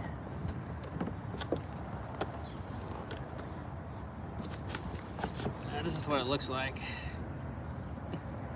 It's got a bottle opener on it too, in case you want to pop over in a beverage. But, oh, that was sharp, dang it. Well, the serrated part will help definitely cut fishing line. Oh man. I'll just take the band-aid off my finger. Put it on this finger. I think I might have one in my wallet, but I'll let that one breathe and cut. Silly me.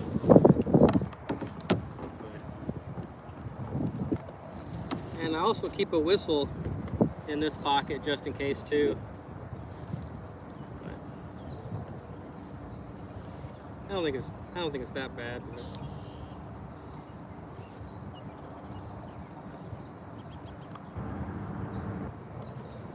we'll keep it on there for a few minutes.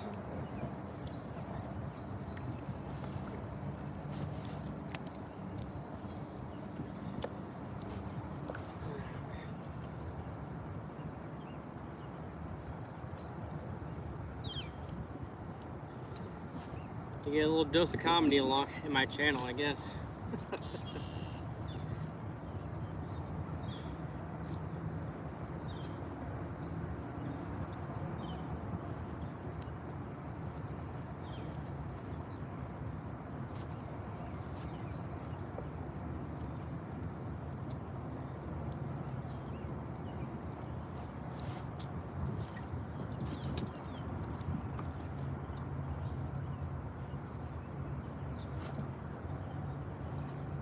Makes you think of Bill Dance and all of his bloopers.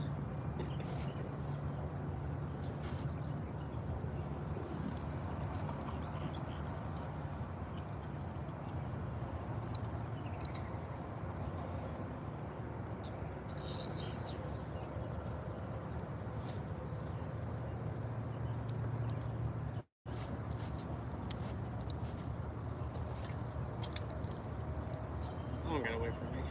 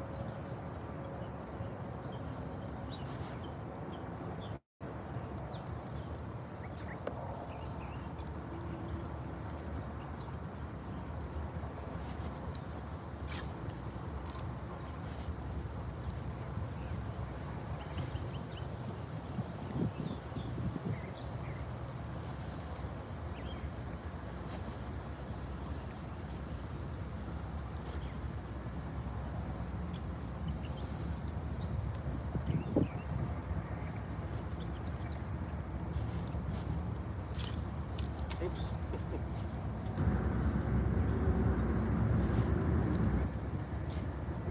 Sun's out, guns out.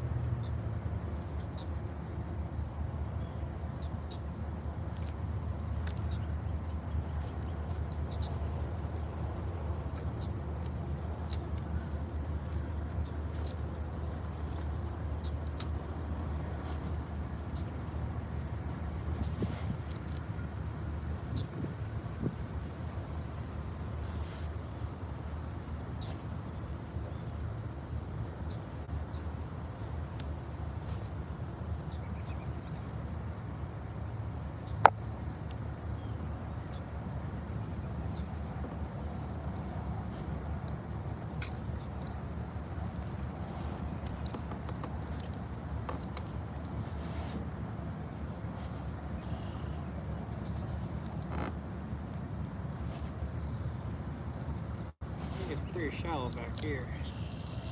Pretty shallow.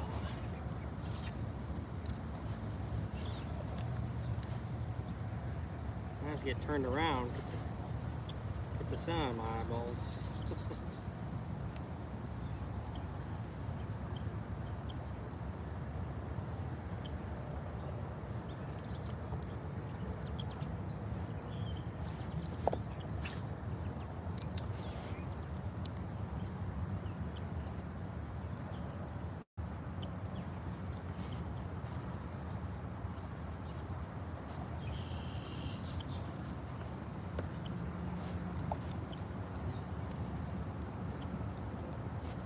Break on through to the other side. Get up in the shade real quick here. Get out of the sun. Alright, just check what you're saying, buddy. Nice dagger, thank you. They say if you play with fire, it could get burned. I went right after a manatee that was bedding, and it lifted the kayak and it got a little splash. That's awesome. I'm gonna trolling motor start spearing because I'm paddling with fishing bite. We're gonna try to spear. Yeah, trolling motor would be nice. I know they make. Well, I don't like my kayak. If I were to buy the basic one, there's a piece that you can mount to the bow on the handle, and you can, it's like a flat plate, and you can put a trolling motor on there.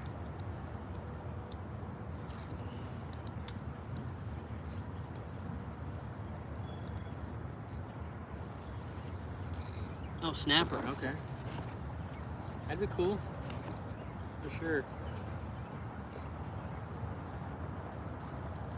Oh, fish on. Oh, that was a bluegill too. That would have been a dandy bluegill had I got it in. Dang. Big old bluegill. Or a sunfish, I couldn't really tell. It wasn't. It was one of the two. It's a panfish. There's some baits out there that'll catch them multiple species. This is one of them. And my little hellgrammite. This little guy right here. This here will catch all kinds of different species. We caught a 5-pounder on it last year, 5-pound bass.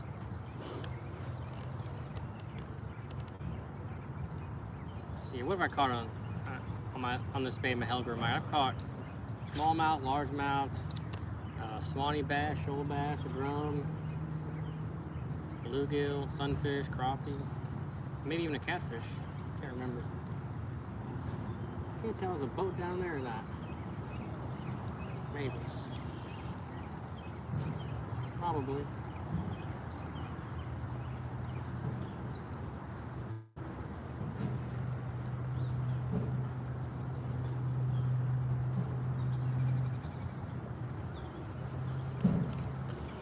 It's like out too far from the bank to be anything else.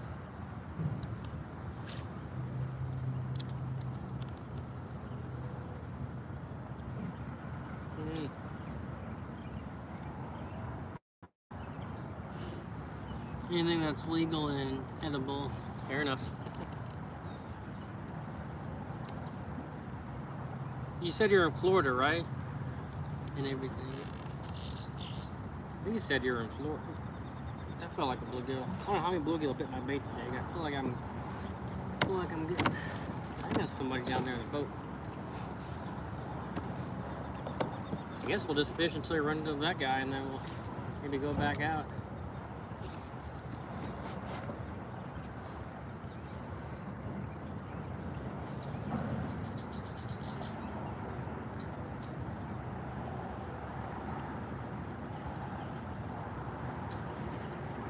This is just the back of the lake that I've been fishing the last so many lives. So I know there's nice bass in here. Just will I run into one and get it to bite.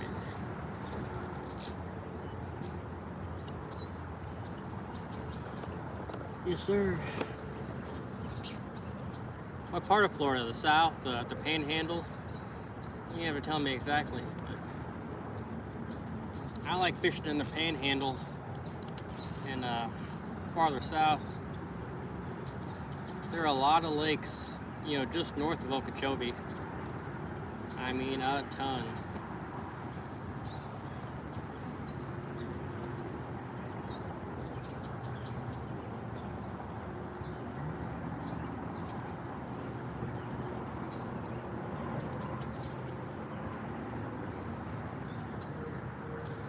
I smell the carp back here. And they stink. Like a sneaky carp.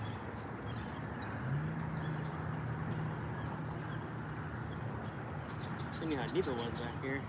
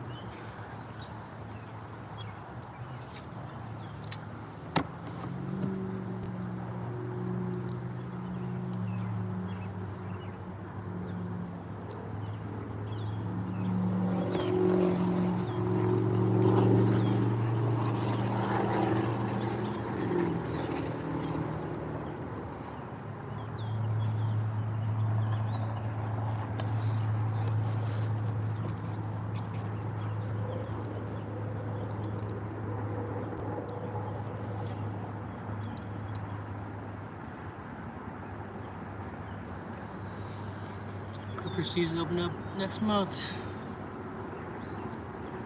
I would like to catch a juvenile Goliath grouper sometime, like up in the mangroves.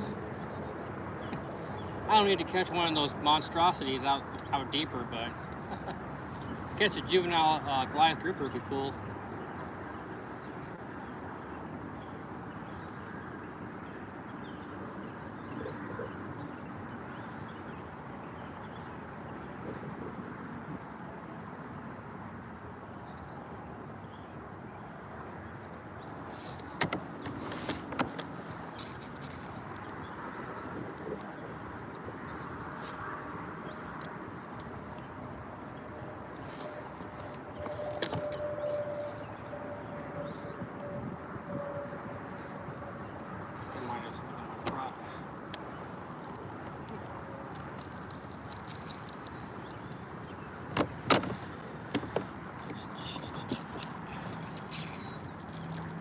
Caught that thing.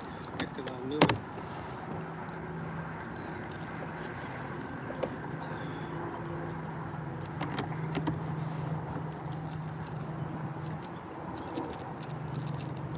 Come on now. I know you're not stuck on there, but here you are.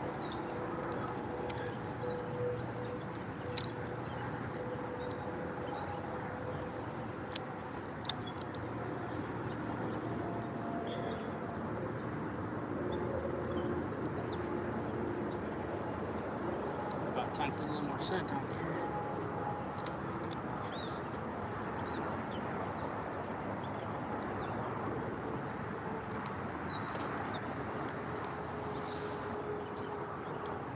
Big old stickfish.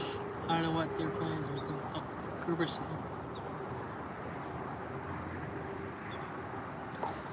Oh yeah.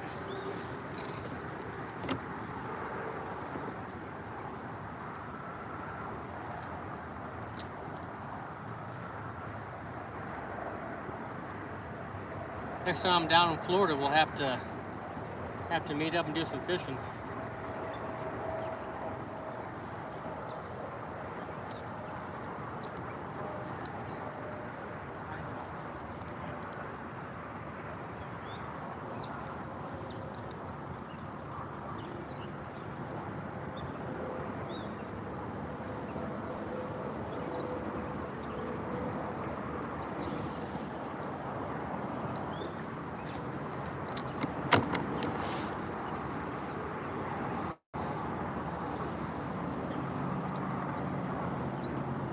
big old head in the way so you guys can see. That would be awesome, bro, for sure.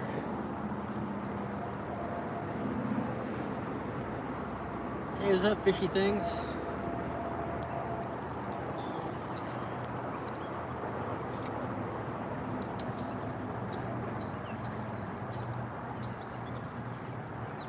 I like fishy things. Well, most fishy things. You know what I'm saying?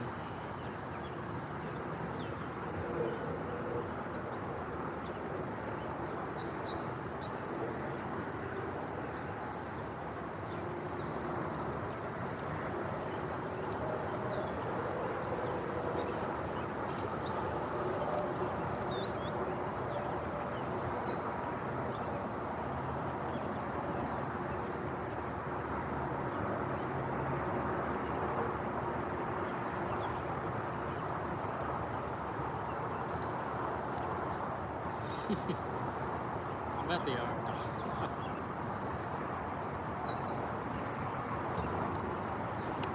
What kind of fishy things do you like?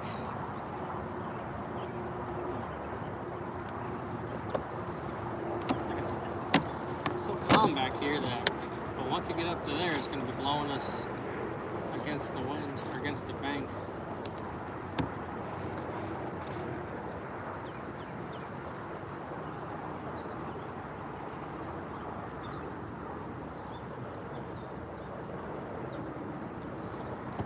I like to catch a couple more fish. Maybe as the sun starts to set, we'll catch a couple more.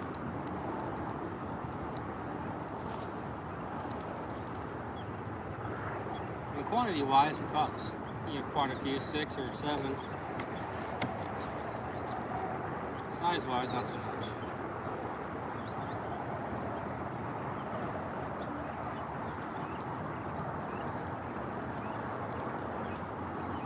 But over here, it's always that potential to catch a nice one.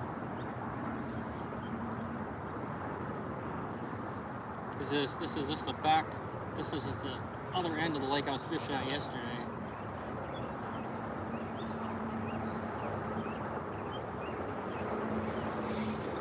It's a long. Let's fish on.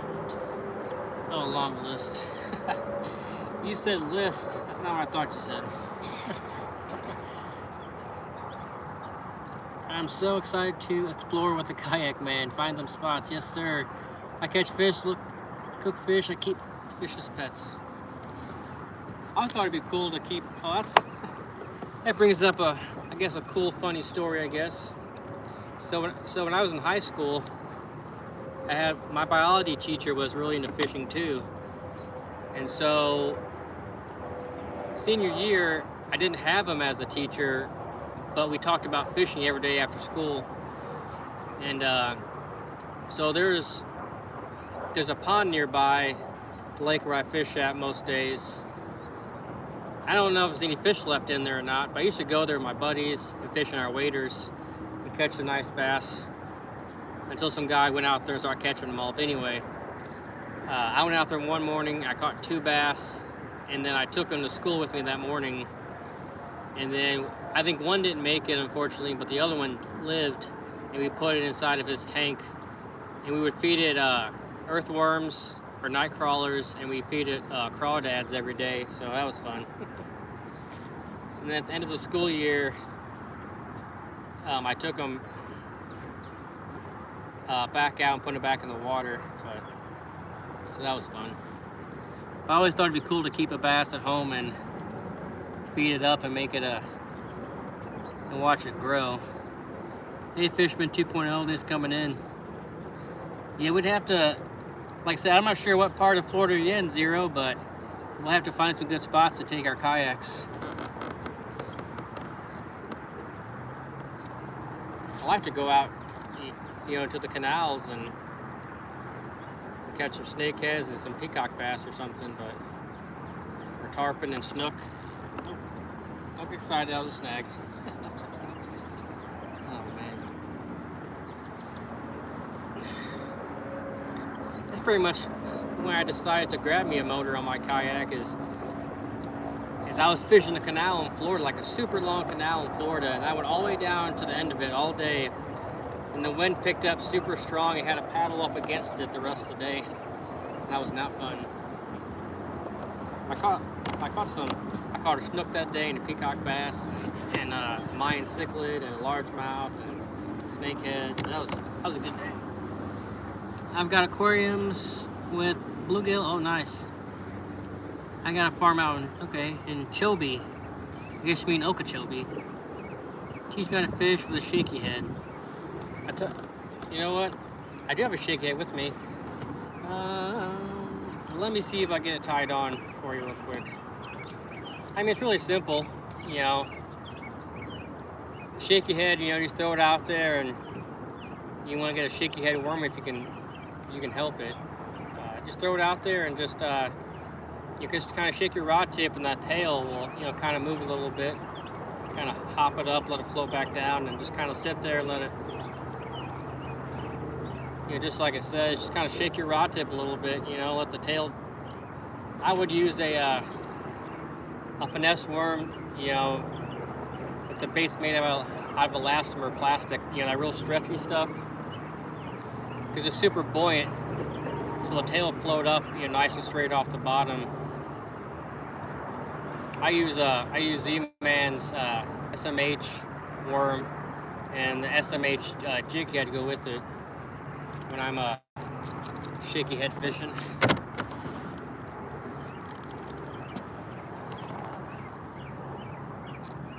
Okay, thank you. Yes, sir. I was in Okeechobee, the town of Okeechobee. I would go through there, well, not just to fish Okeechobee. I went through there. Well, I camped down there by Okeechobee over the winter, and so I'd go up to, what was that lake called? Lake Clay, I think it was. Like I said, there's a lot of small lakes around there.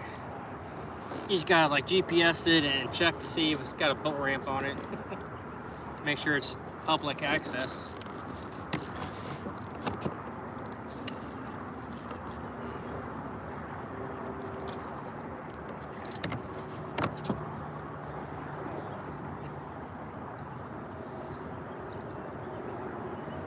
Yeah, I would fish. I did a lot of. Me go back and watch my very first lives or so. That was actually filmed on the Rim Canal around Okeechobee. You gotta do that on your own, buddy. Oh. Yeah, I'm not that big of a channel, so I don't know if I'd be able to help you out, but you just keep being consistent. You know, make as many videos as you can and keep pumping out content. You'll find your groove.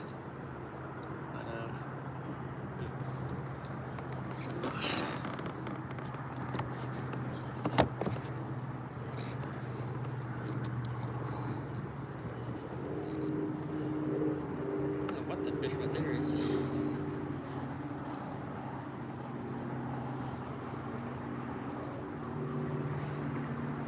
What time is it anyway? Oh, right at 6 o'clock. All right, so we'll probably fish another hour and a half probably. We're not too far from my vehicle, so we can probably stand to fish until 7:30. So maybe a little bit later. Breeze is done picking up. Do you ever go south about an hour and a half zero and catch peacock bass? If I could catch peacock bass every day, I would. I love catching peacock bass.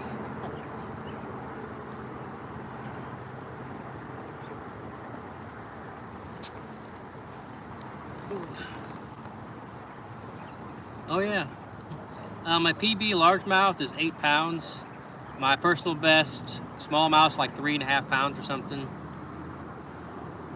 So we'll have to go down there. We'll have to, you know, meet up or something. We have to make the trip down there. Fish down there for peacocks. peacock bass.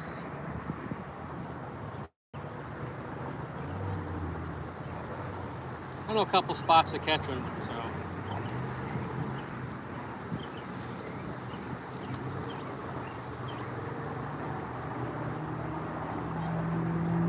My biggest peacock bass was like around 5 pounds or something. I sight fished it for like 3 days. I couldn't get it to bite. And there was like little Mayan cichlids in the water. So I went to go catch them on a little bitty bait and light line. And wouldn't you know it, that peacock bass came over and grabbed my little bitty bait. And of course he broke me off, but he wouldn't bite until like 2 days later. That was fun. Those suckers fight so hard. I don't know because of their, their bow-shaped tail or what, but you go to my Instagram account, you'll be able to see it on there. All my peacock bass pictures.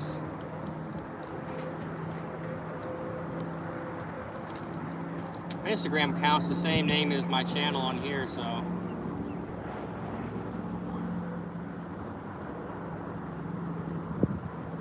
Back when I was a beardless feller.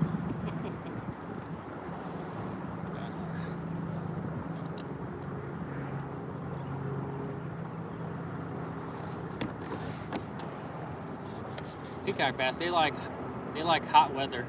You know, they're from the Amazon River, so they like that warmer water.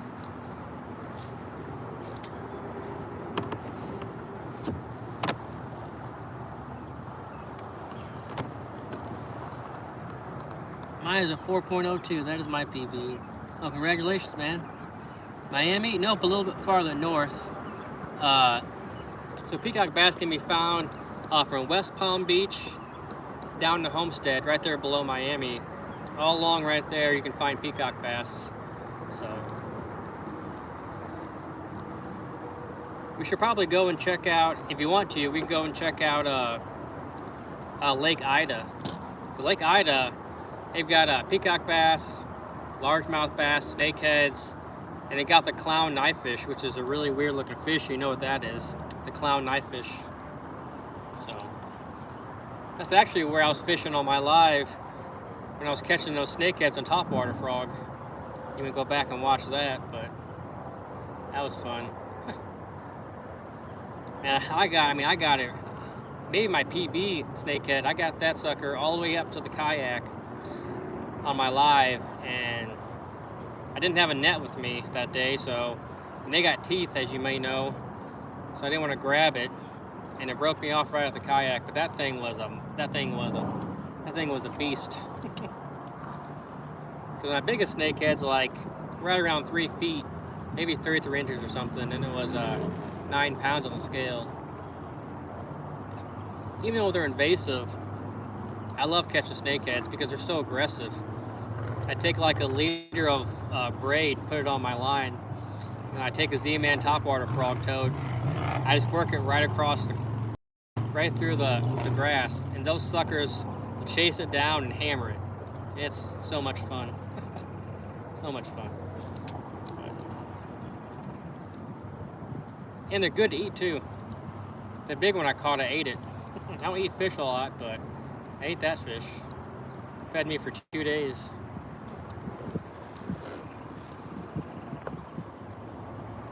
Oh no.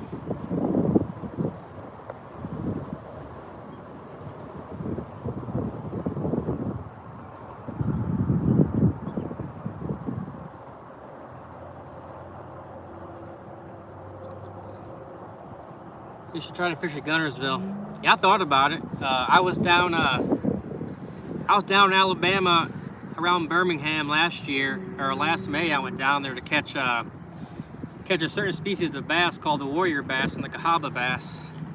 They're found down there in the small rivers or streams down there in Alabama. So I went down there. I caught a warrior bass. Again, it's on my Instagram account, but I'll suffer a shout out. Hey, Joshua Williams, thanks for coming in, Josh. Appreciate it. Hey, yo, Casting Card, thanks for coming in.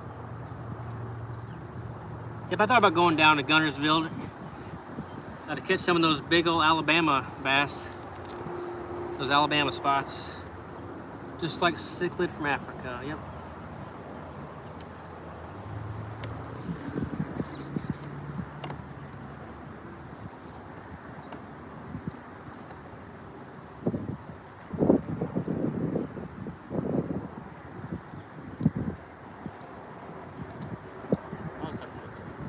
Don't get stuck. Okay. And way up inside that tree. I have to squirrel my way up in there to get it out.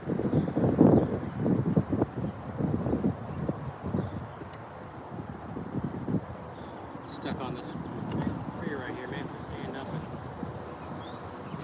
actually I may throw my chatterbait out there. We do try honeycombing out.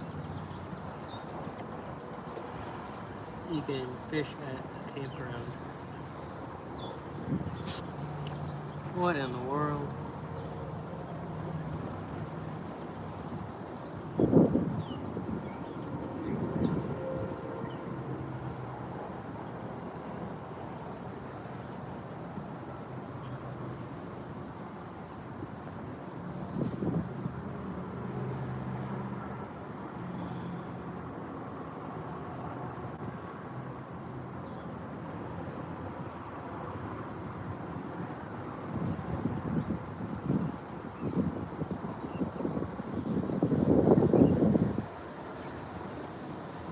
I ain't gonna do that, I guess. I recorded it, so.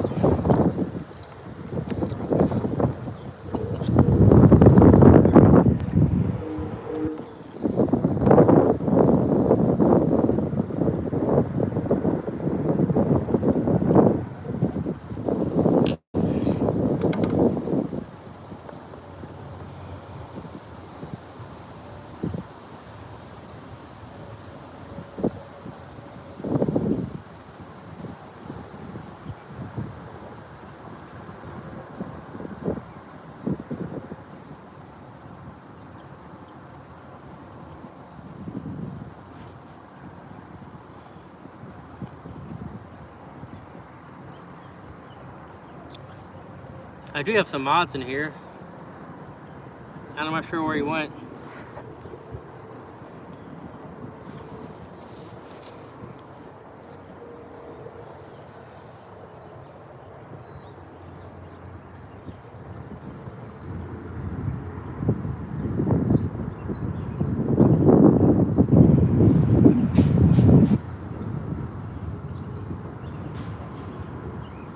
I don't know.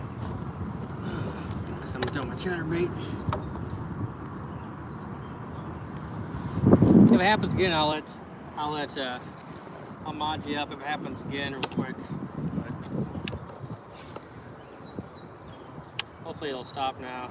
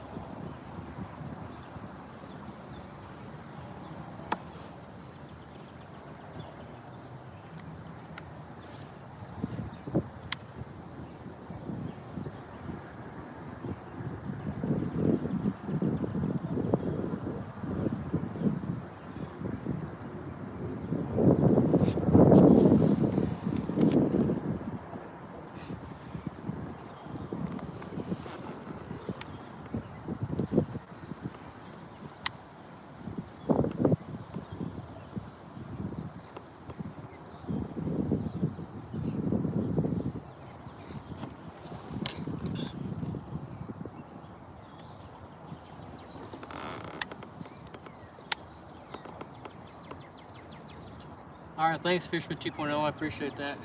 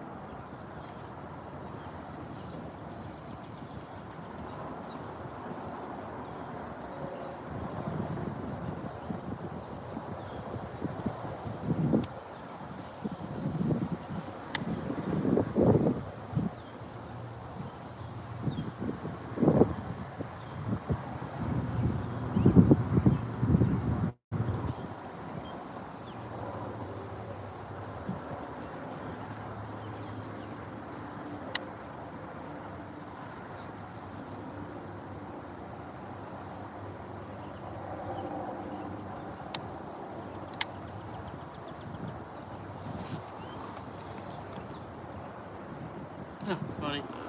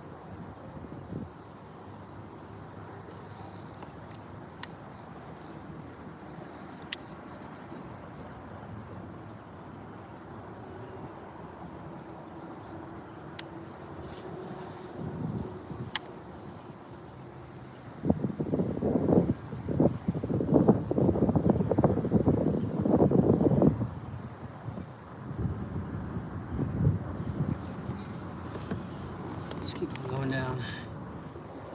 Yeah, I've caught what, like six bass or so.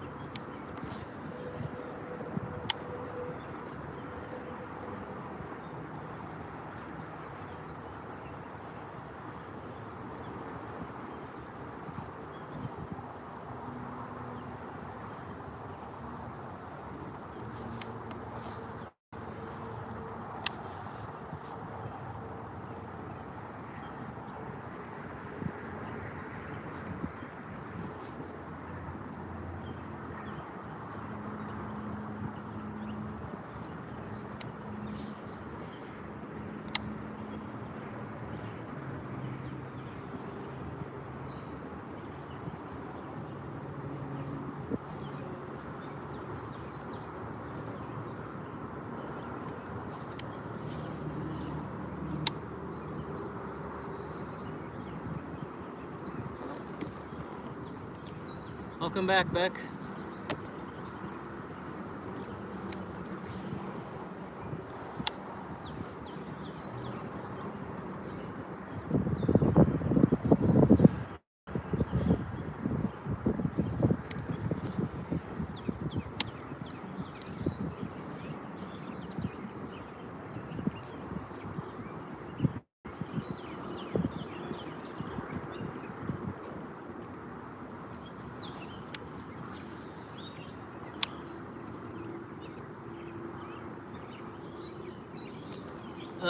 I've caught 6 bass so far.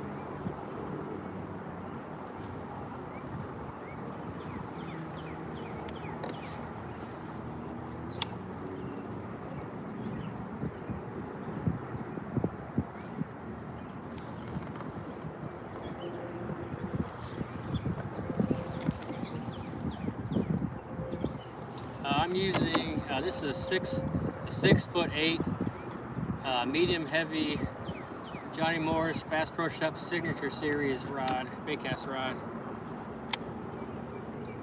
It's a nice rod, comes with a 10-year warranty, which is nice.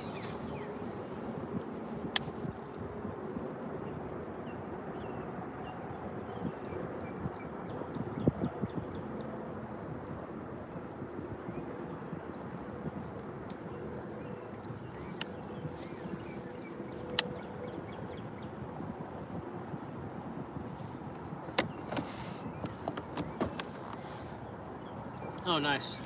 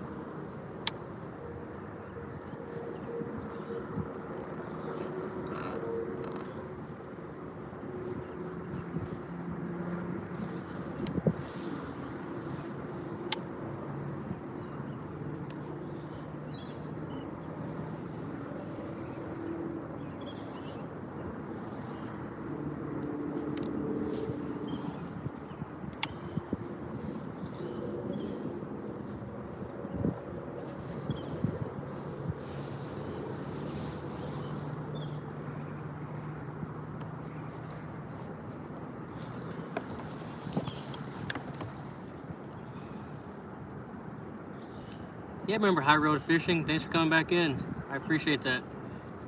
How's your day going?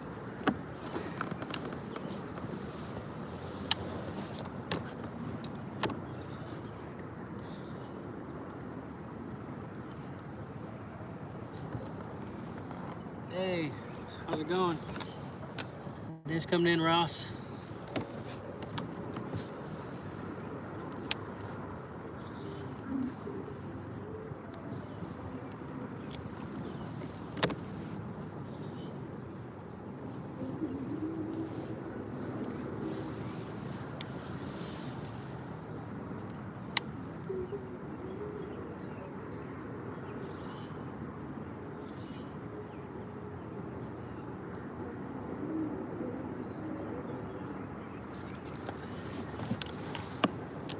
Yeah, I caught about 6 bass. Hang on a second.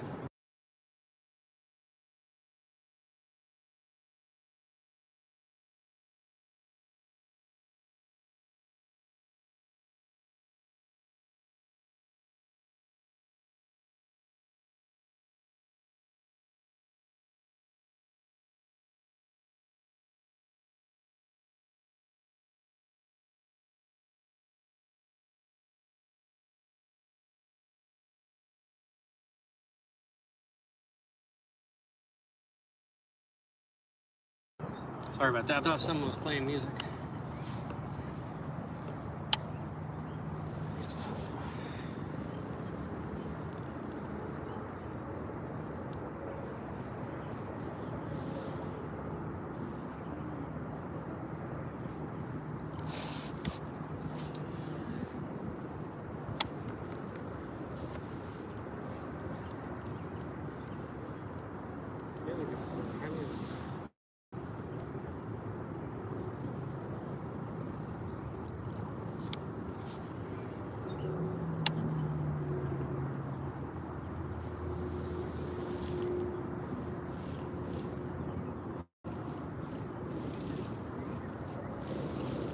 Okay, well, we're gonna flip around and go back up the other side.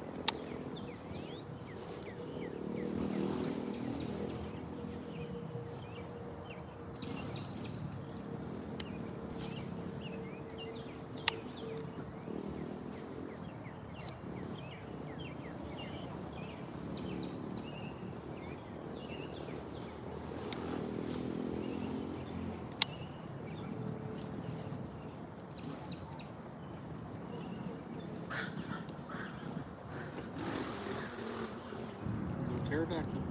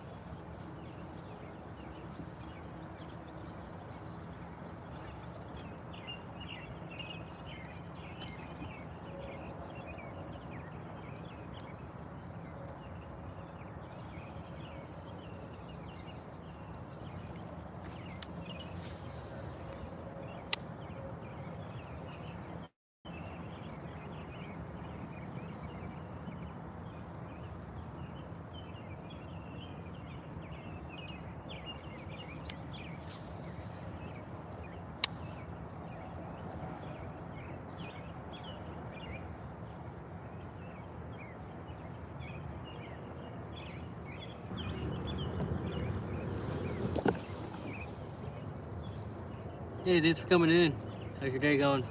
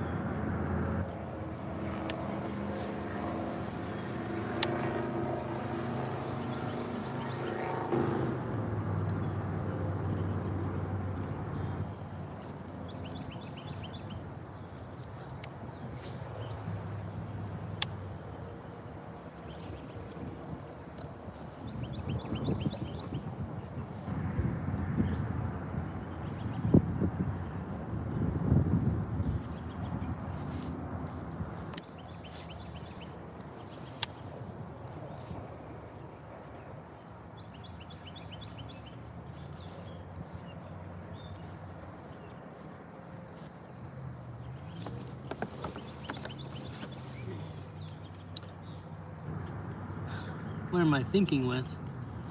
My brain.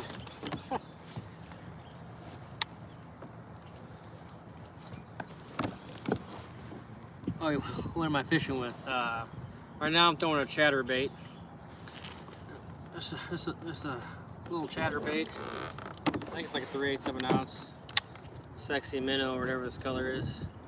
My other rod, I got just a little leech with a chartreuse tail on it. Caught 6 bass on the leech. Nothing on the chatterbait so far. We're gonna head back through where we came through before.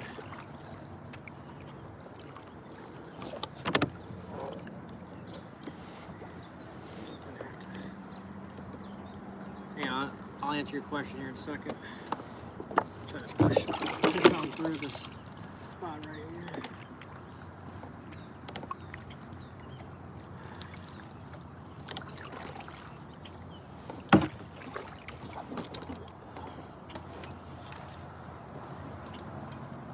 Unfortunately, the trees are here a little tall.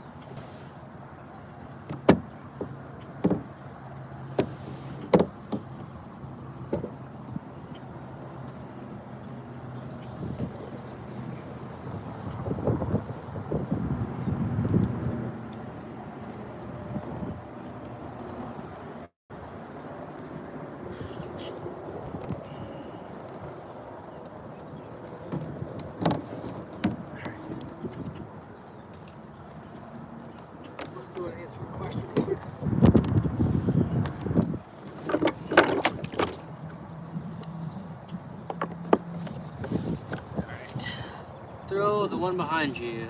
Oh, you mean my leech? I threw that all around today. I'm gonna try my chatterbait still.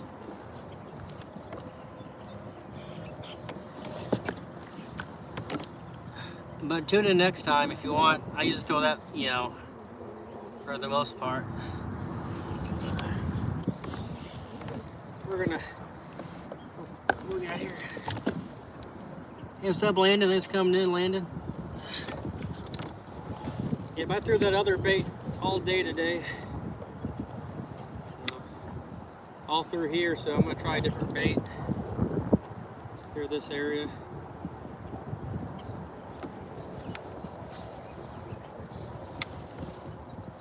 See what happens anyway.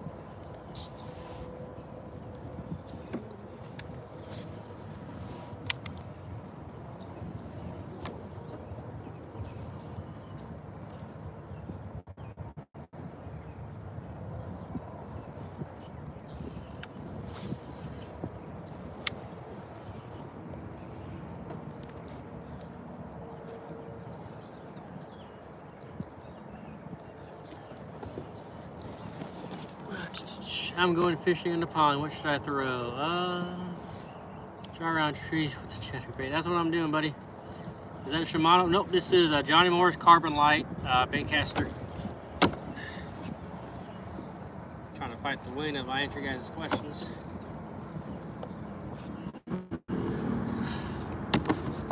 So you're going to a pond, what should you throw?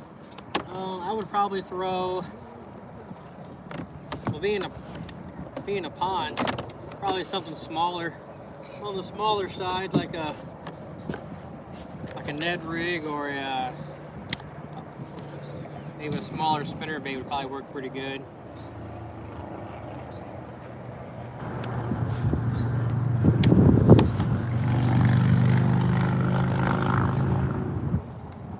Darn wind.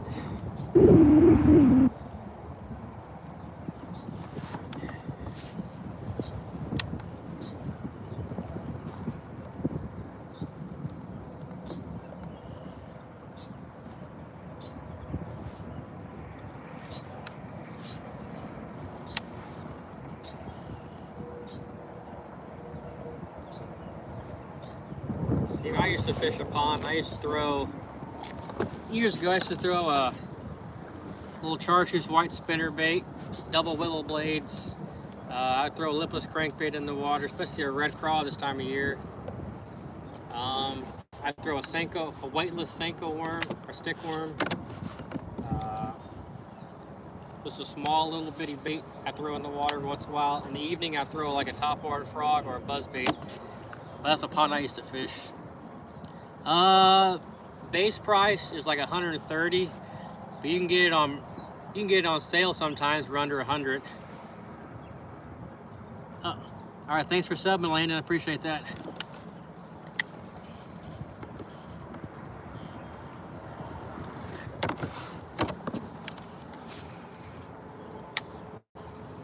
Sun's blinding me, I can't see.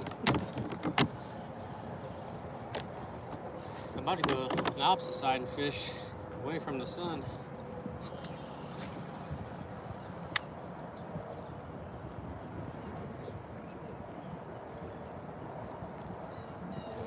We're trying to get up to 2 hours and 40 minutes. Or not 2 hours and 40 minutes, sorry.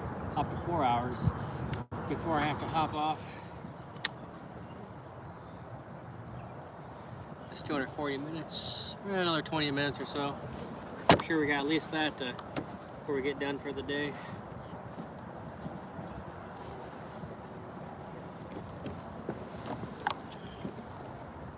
Usually works good.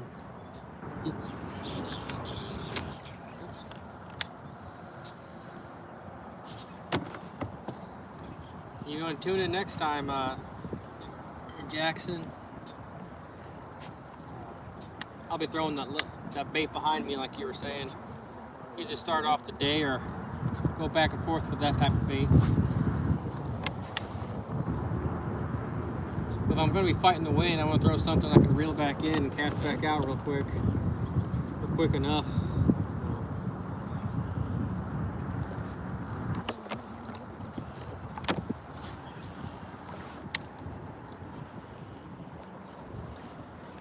Come over here so we head up the other side.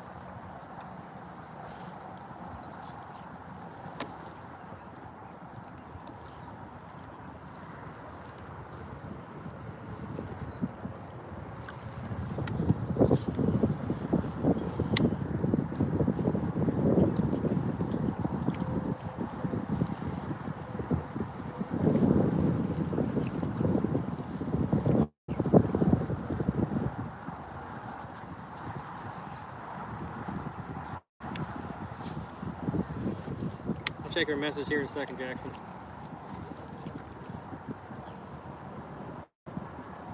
Let me get over here around the bend here.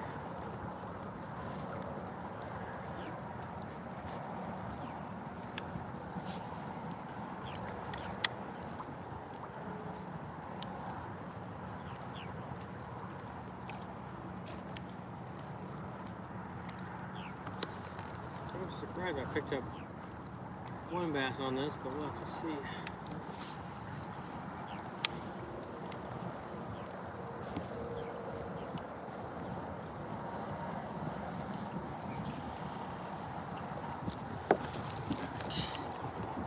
I meant a jig head, usually works good. Okay. Yeah, I usually use an extra wide gap jig head, or a jig head with the extra wide gap on it. That way I can rig it weedless. I'll show you when I get done. If you're still on her, I'll show you what it looks like.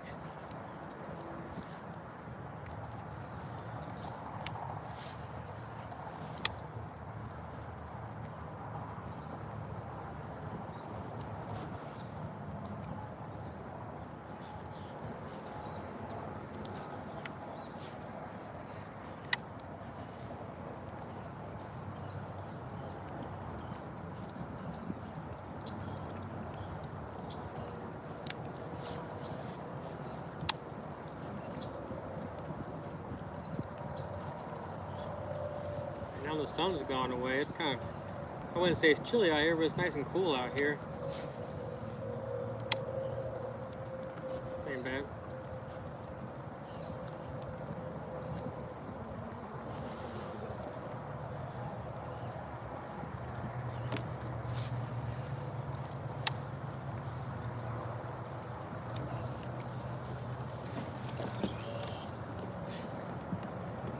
Hello, brother.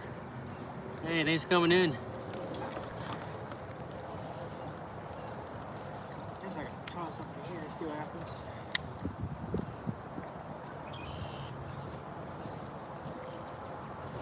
This lake's usually pretty shallow, but I think all the rain is maybe a foot deeper out here.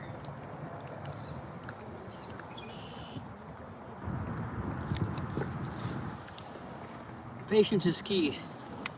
Yes, it is. Patience, perseverance, positivity, and preparedness. Many P's to the fishing game. You want to show up prepared for the lake you're going to fish on. Persevere through the tough time throughout the day, and just try to stay positive. And be patient. All that, you end up with a pretty good day.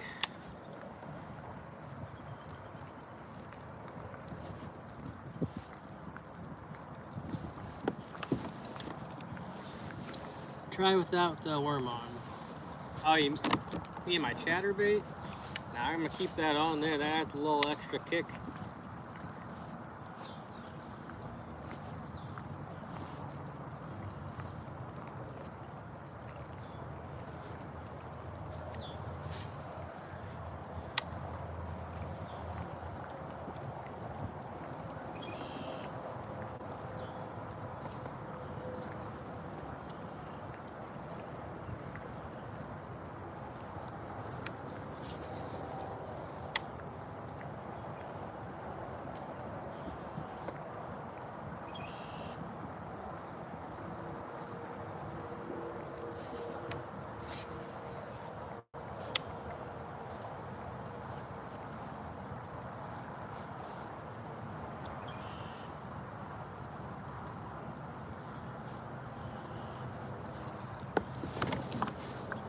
I'm playing the game Fishing Planet. If you know who you know. I don't know what that is. It's too amazing. I hope we can be fishing partners. We can definitely talk about fishing on here on my channel, but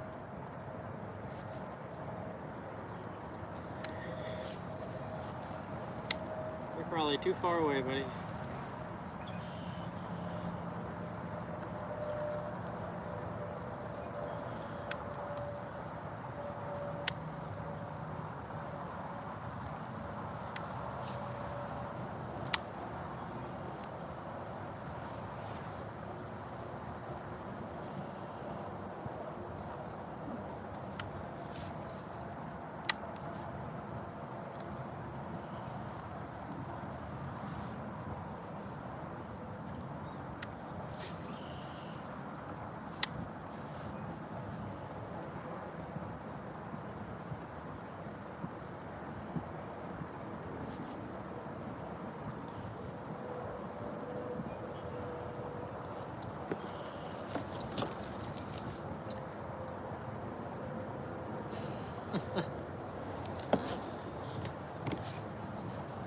That's not a good idea.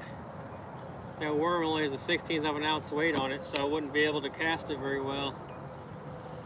That's why it's on my spinning rod, so I can cast it fairly far. It's super light weight on there.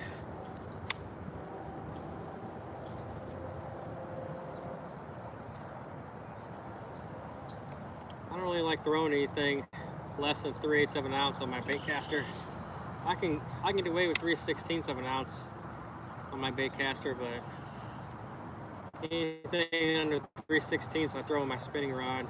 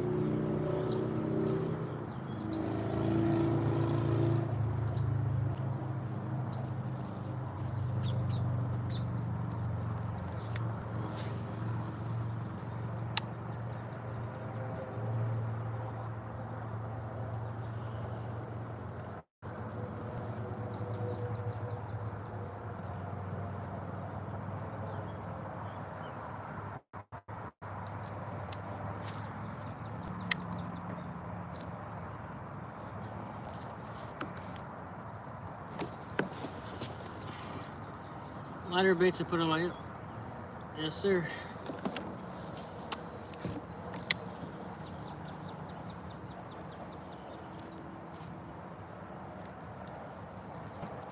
I also feel like I'm a lot more accurate with my bait caster too. So, I mean, I would like to throw everything on a bait caster, but if I can't cast it accurately and I can't cast it far without the risk of backlash, there's no point. And I like throwing a spinning reel anyway sometimes. Listen to that drag scream. It's always fun.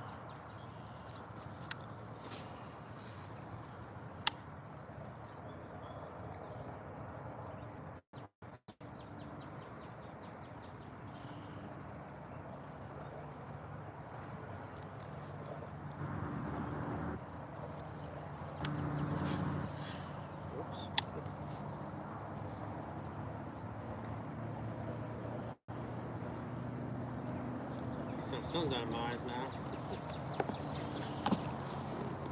You're super fun. You don't have to deal with backlash. Yeah. Every once in a while, you know. I mean, I think the biggest problem, well, the biggest enemy, I guess you could say, for bait casters and spinning reels is the wind. You know, I mean, sometimes you get a wind knots or something in you get a wind knot or whatever in your or a loop, a wind loop, or whatever you want to call it, in your spinning reel, but it don't happen too often, I guess. It's easy, pretty much easy to fix. But even with your bait caster, as long as you practice with it and get your spool tension and your brakes set just right, you can cast almost anything without backlashing it. Even casting into the wind, you'd be hard pressed to backlash it.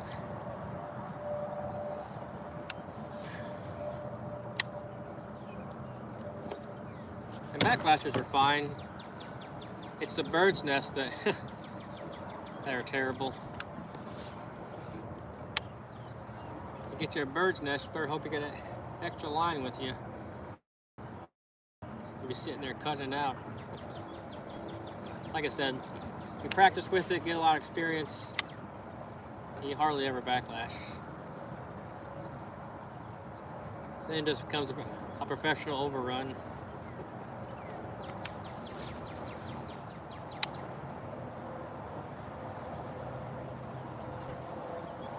Probably working this bait too fast. Although ones I caught recently on my chatterbait have been slow and methodical. Just enough to get the jig to vibrate.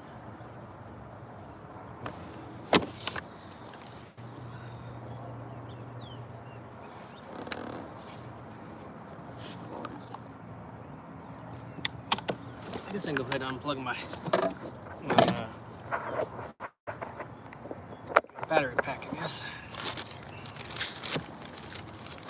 It's good to have a battery pack, even if you're not filming, just taking me on the water, out in the middle of nowhere. It's good to have a battery pack, just in case you need to keep your battery charged. In the summertime, I spend, you know, upwards of 14 hours on the river fishing. So it's good to keep your phone going in case anything were to happen.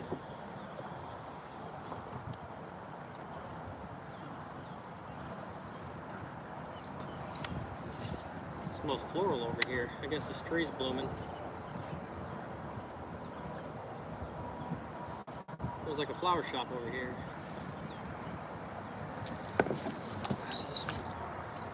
What are you fishing? I'm fishing a chatterbait. Just a little chatterbait.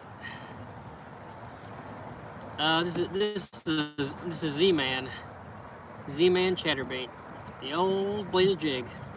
I caught a fish on it so big one time the picture weighed 10 pounds. That's funny. Do you catfish? Not very often. Every once in a while I'll catfish if it's the only thing I can.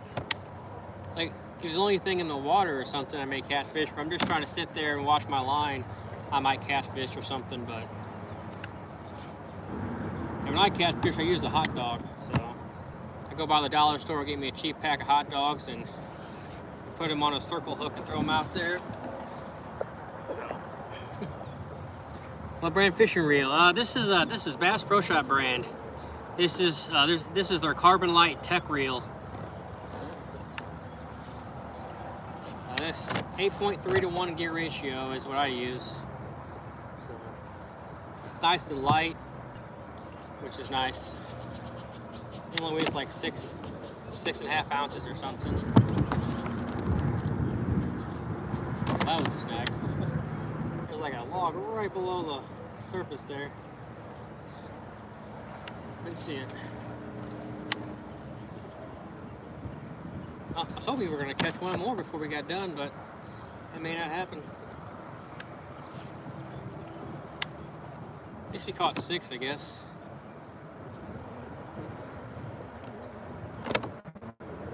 I think it's getting to the point where, like, kind of like, you know, they're wanting to focus on spawning. This reel, it usually costs $130, but if you get it on sale and whatnot, it's usually under $100. maybe like 90 or something.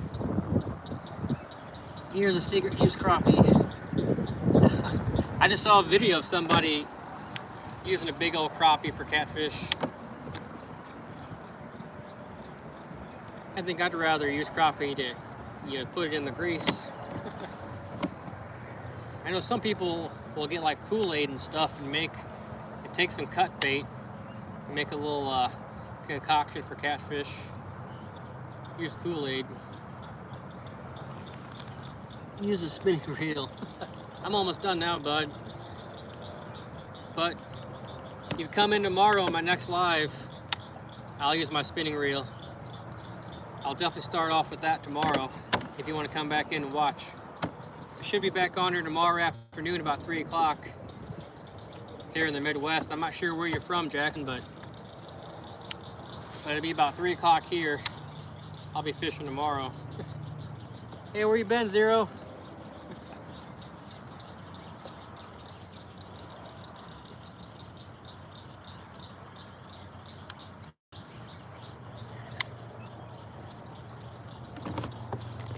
Trust me, use crappie. I believe you, buddy. I believe you. I believe just about anything.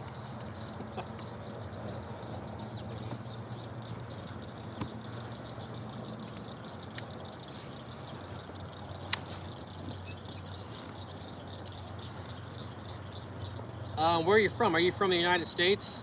I can let you know what it'll be in your time zone. I mean, the West Coast, East Coast. Cutting grass bottles to me. Oh, okay. Were you in here a while ago when that guy was dropping he was dropping a certain word in my chat?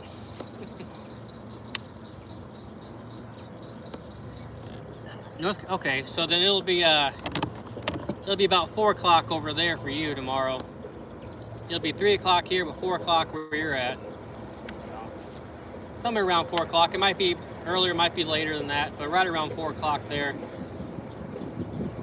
East Coast, all right. Yep, so it'll be, also for you, it'll be 4 o'clock. 4 o'clock for you guys tomorrow, so. Yeah, the guy had like 3 accounts or something, so every time he would get kicked or whatever, he'd come back and do it again a couple more times, so. I don't know why people have to do that, but they do.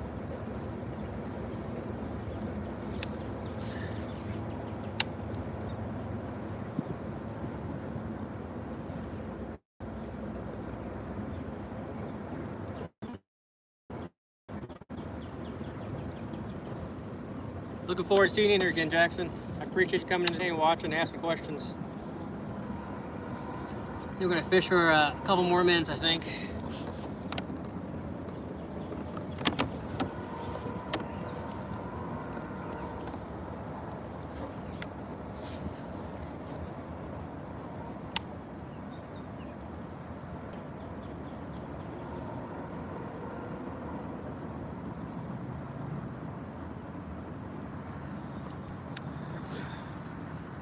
Tell you what, Jackson, let me get out my mother rod. I'll show you what I'm using.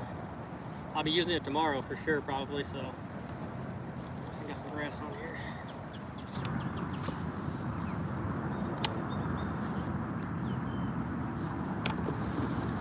That bait drop.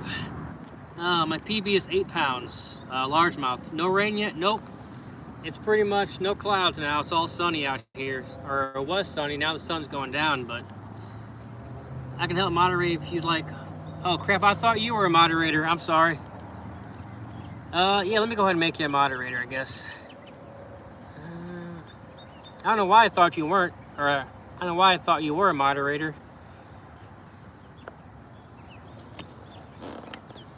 I guess I just assumed.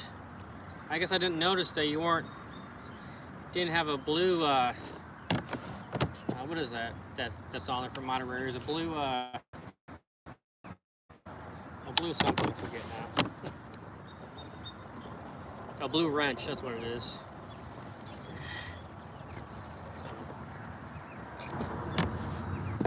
I could have sworn you were already wrenched up for some reason, because I was kind of expecting you to step in, but That's my bad, not yours. Mine was a 6-pounder. Oh, that's awesome. 6-pound bass are great. The biggest bass I caught so far this year was right at 7 pounds. And then I think I caught it again like a week later or 2 weeks later. It was like 6 pounds and like 13 ounces or something. So it dropped a few ounces. Wrench, yeah, thank you.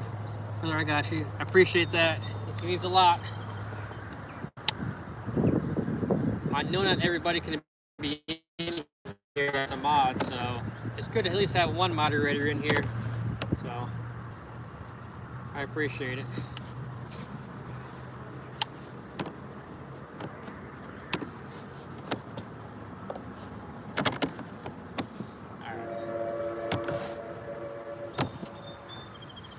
Go ahead and do last cast bass.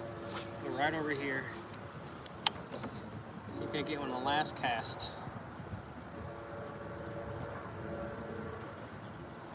If you guys have any questions, go and ask them now. I'll answer them as best I can. It wasn't bad. You caught 6 bass. Nothing too big, but we tried anyway. Well, probably, I don't know where we're gonna go tomorrow. I may go back to the lake I've been going to, so you can't catch one of those 5, 6 pounders. But,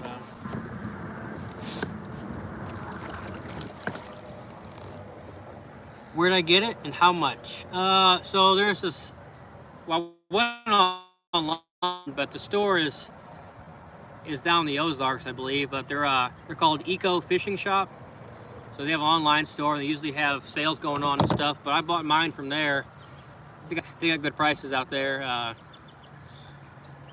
Mine was $2,500, I think, but now they're going for $3,500. I think last time I looked, not too long ago, they had them on clearance or something, or they had them discounted, you know, fairly well. I don't know if there's a new model coming in or what, but I think they had them, you know, marked down. An Eco Fishing Shop, but there's a few different shops you can go on to online. Some places will charge you like a freight charge, but that's why, like Eco Fishing Shop, they didn't charge me to ship it in. There's no freight charge. They do charge like $75 for like a protection thing or something, but sometimes they'll waive that and you have to pay that at all either. So yeah, I check out Eco Fishing Shop first before you go anywhere else. If you're gonna buy one, you're gonna buy it brand new, buy it before the new year, because they always jack up the price a little bit every year, seems like. Or you can go on Facebook Marketplace, and people are usually selling them used. Sometimes they're in great condition on Facebook Marketplace. Like I had one time before I bought this one in a different color. The guy like used it like 2 times or something, and he sold it for like, you know, he sold it for a really good price. But oh yeah, I really appreciate that. I wish I would have done it sooner, but I can tell you're a good dude to wrench up, so I'm glad I was able to. Speaking of that, Jackson, let me show you the other rod real quick. Like I said, I'll use it next time. I'll use it tomorrow for sure, but this is, I'll show you what it is. This is a Daiwa Accelera reel in 1,000 size. This is 10-pound Daiwa X4 braid. And then, like I said, I got a liter of fluorocarbon on here, a 12-pound, and this is what I was catching them on. This is a Nico leech. So you can see it has a little chartreuse tail on there. The water out here is pretty stained. But again, this is a 1/16, a real light, extra wide gap jig head. That's what I was throwing today. So I was catching them on today. So I'll make one cast with it because I need to pull some line off. Alrighty. Like I said, I'll start tomorrow off with this bait. If you want to come in, Jackson, tomorrow and check it out around 4 o'clock your time. And we'll go from there. Anyway. Moderator is just somebody who watches your chat, your messages, to make sure people aren't doing something they shouldn't be doing or saying stuff they shouldn't be saying. You know, people who troll and all of that. So, But I really appreciate everybody coming in here today. If you hung in there all day, I really appreciate that. Hope everyone has, if you're watching, hope everyone has a good day or a good night, no matter where you're at in the world. So, thanks for coming in. Hope you enjoyed the live. I'm on here most days about 3 o'clock Central Standard Time in America. We're gonna get after it again tomorrow. It should be another beautiful day out here. Anyway, appreciate the likes, the new subs, the returning subs, all the love and well wishes, and I'll see you guys on the next one. Thanks for coming in.